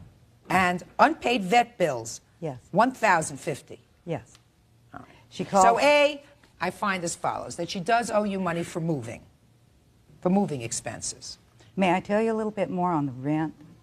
They had a sub-renter who paid me $200 a month. He was there 4 months. So that dropped the rent to them to $600. Okay, so according to you now, the entire rent was $4,800, which you're attributing to her, but you didn't put in here that there was a sub-renter who paid 200 times 4 is $800. I had deducted Just that. a second, $800. You did not deduct that from your counterclaim. So that would bring it down to $4,000, right? And even if I believed you that you entered into an agreement with her, her share of the rent would only be half, which would only be $2,000. So I'm having some problems with you, Mrs. Schuler. I just think that you are interjecting yourself into whatever's going on here, and you probably shouldn't. Now let's talk about the vet bills. Who paid the vet bills? I did. The two of you had a dog? Yes. Yes. All right. The dog got sick? Yeah, had parvo. Okay. It was a puppy. Okay. Who asked your mother for money? Julie. I did. What did you say to her? I asked her to split it with my father, the money for the vet bill for the dog so she doesn't die. Okay. And how much was the total vet bill? It's $1,100. Okay. Show me proof that you gave her, you say $1,050 for the vet bills. She had those receipts. I didn't, ma'am. Are you her father? Yes. Step up here, sir. Did you pay for any part of these vet bills for the dog? Yes, I did. How much did you pay? Julie has the figures here. I think it was about $600 or $700 all told.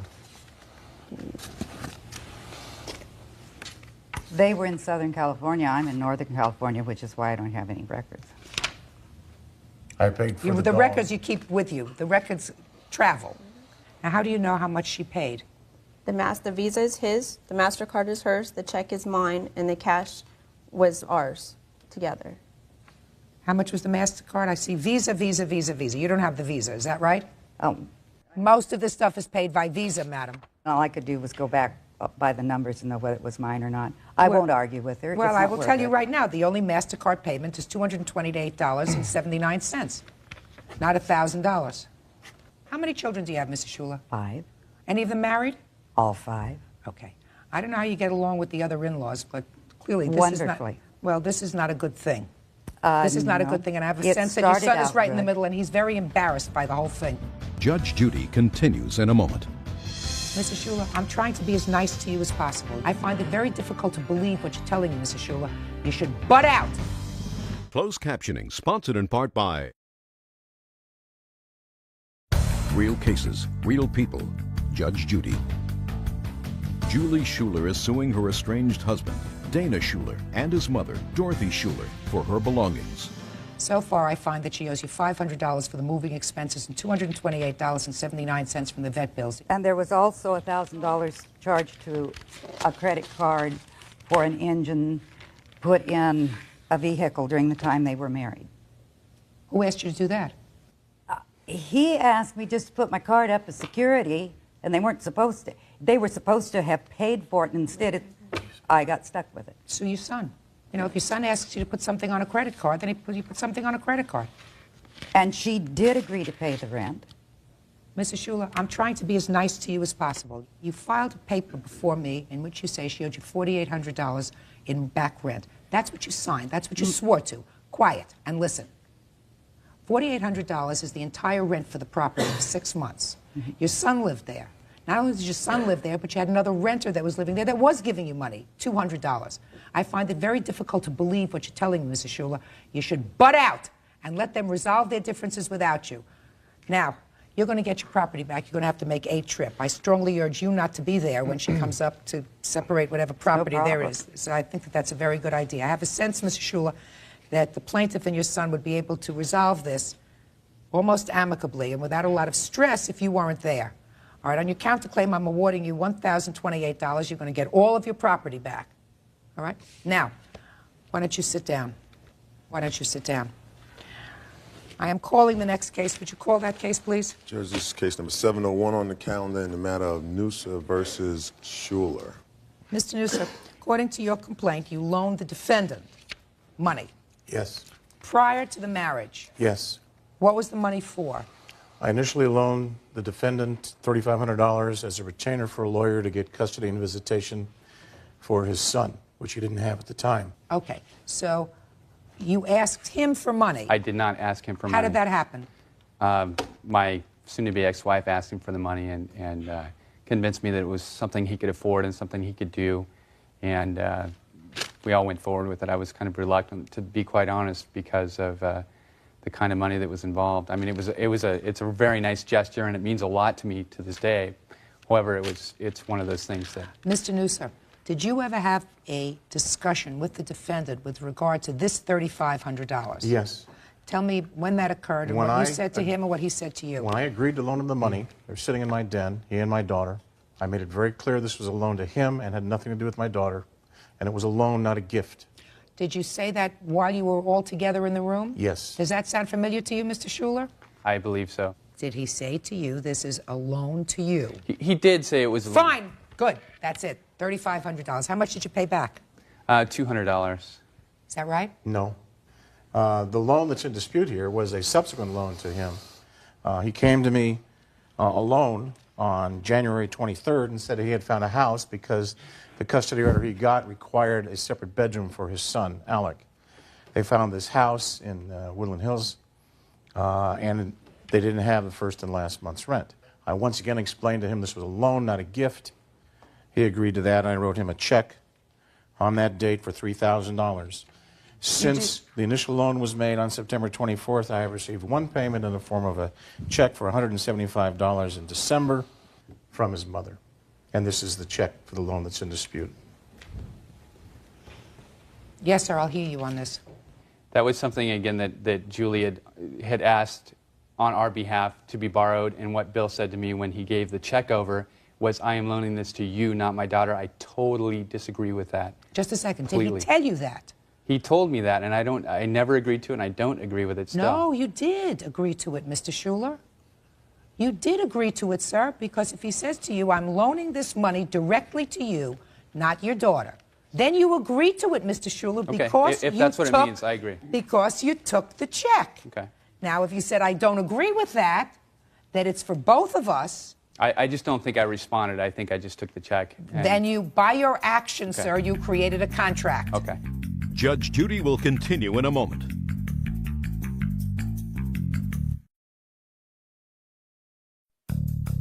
Want justice? Call 1-888-800-JUDY. On the internet, judgejudy.com. I find right now $3,500, $3,000 is $6,500 less $175, which was paid. Yes. $6,325. That's right. Now, when you moved out of the premises, there was money returned. Right. How much? $3,000. What did you do with it? He took $2,000, put it down in his apartment that he got with the roommate that we had at that house. Does that sound familiar? No, it doesn't. How much do you think she gave you? I honestly think it was around $800. Could it have been $1,000? It could have been $1,000, but it's right around that. It wasn't any Well, more than whatever that. it is, if Right. it was anywhere around $1,000, sir, you're well over the limit. What Mr. Nusser is asking for in this judgment is $5,000. Clearly, you owe him that. Judgment for the plaintiff in the amount of $5,000. That's all. Parties are excused. You may step out. Judge Judy will continue in a moment. And on the next Judge Judy. खाओ खाओ खाओ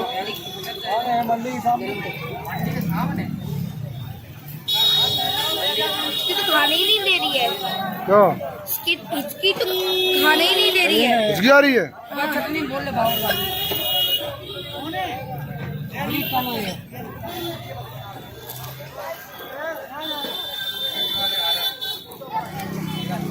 आने हैं paper में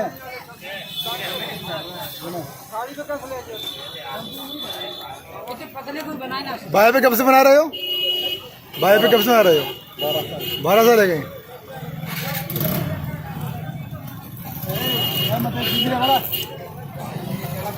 पापा आएगा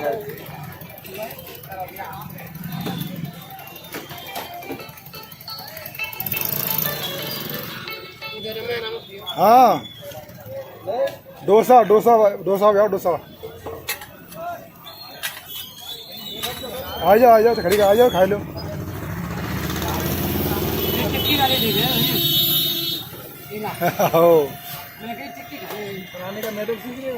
नहीं नहीं ये डालेंगे यूट्यूब फेसबुक पेज ग्रुप प्रचार हो जाएगा अपने प्रचार हो जाए ज्यादा ग्राहक आए इतने पतले कोई नहीं बना सकता जी थोड़ा ही काची जाते करारे बहुत तुम खूब पूछ लो बनाने पाने नहीं गए हैं भाई तो आप कहाँ से हो तमिलनाडु मदुरई मदुरई अभी स्पून ले लेना स्पून दे दियो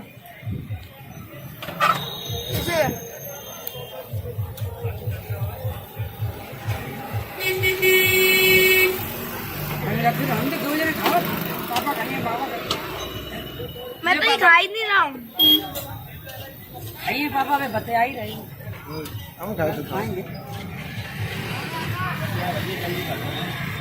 और कर रहे हैं 2 मिनट में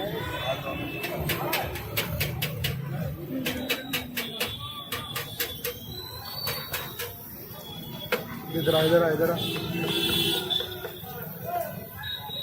पापा नहीं हमारे तो मम्मी ढाने बात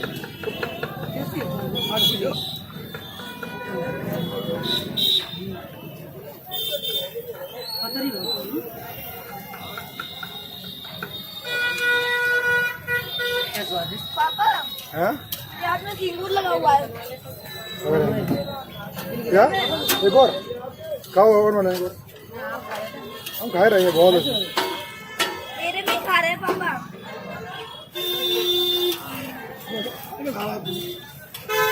प्लेट पर मेरा है हाथ और खाना मूल में प्लेट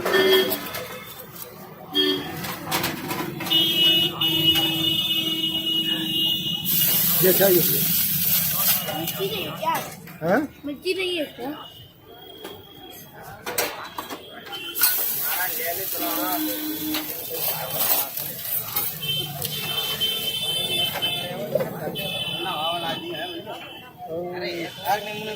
एक और भैया बनिए एक और बनाइए हेलो भाई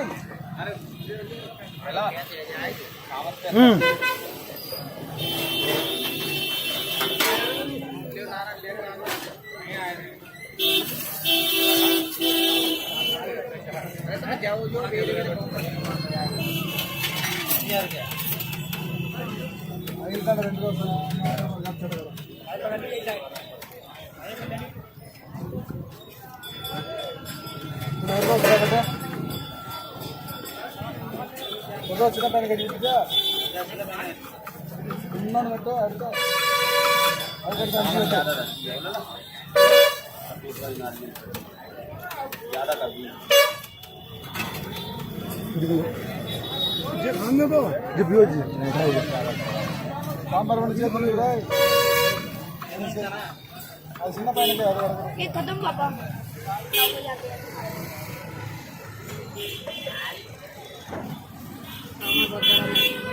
गरम नहीं है, गरम मसाला है।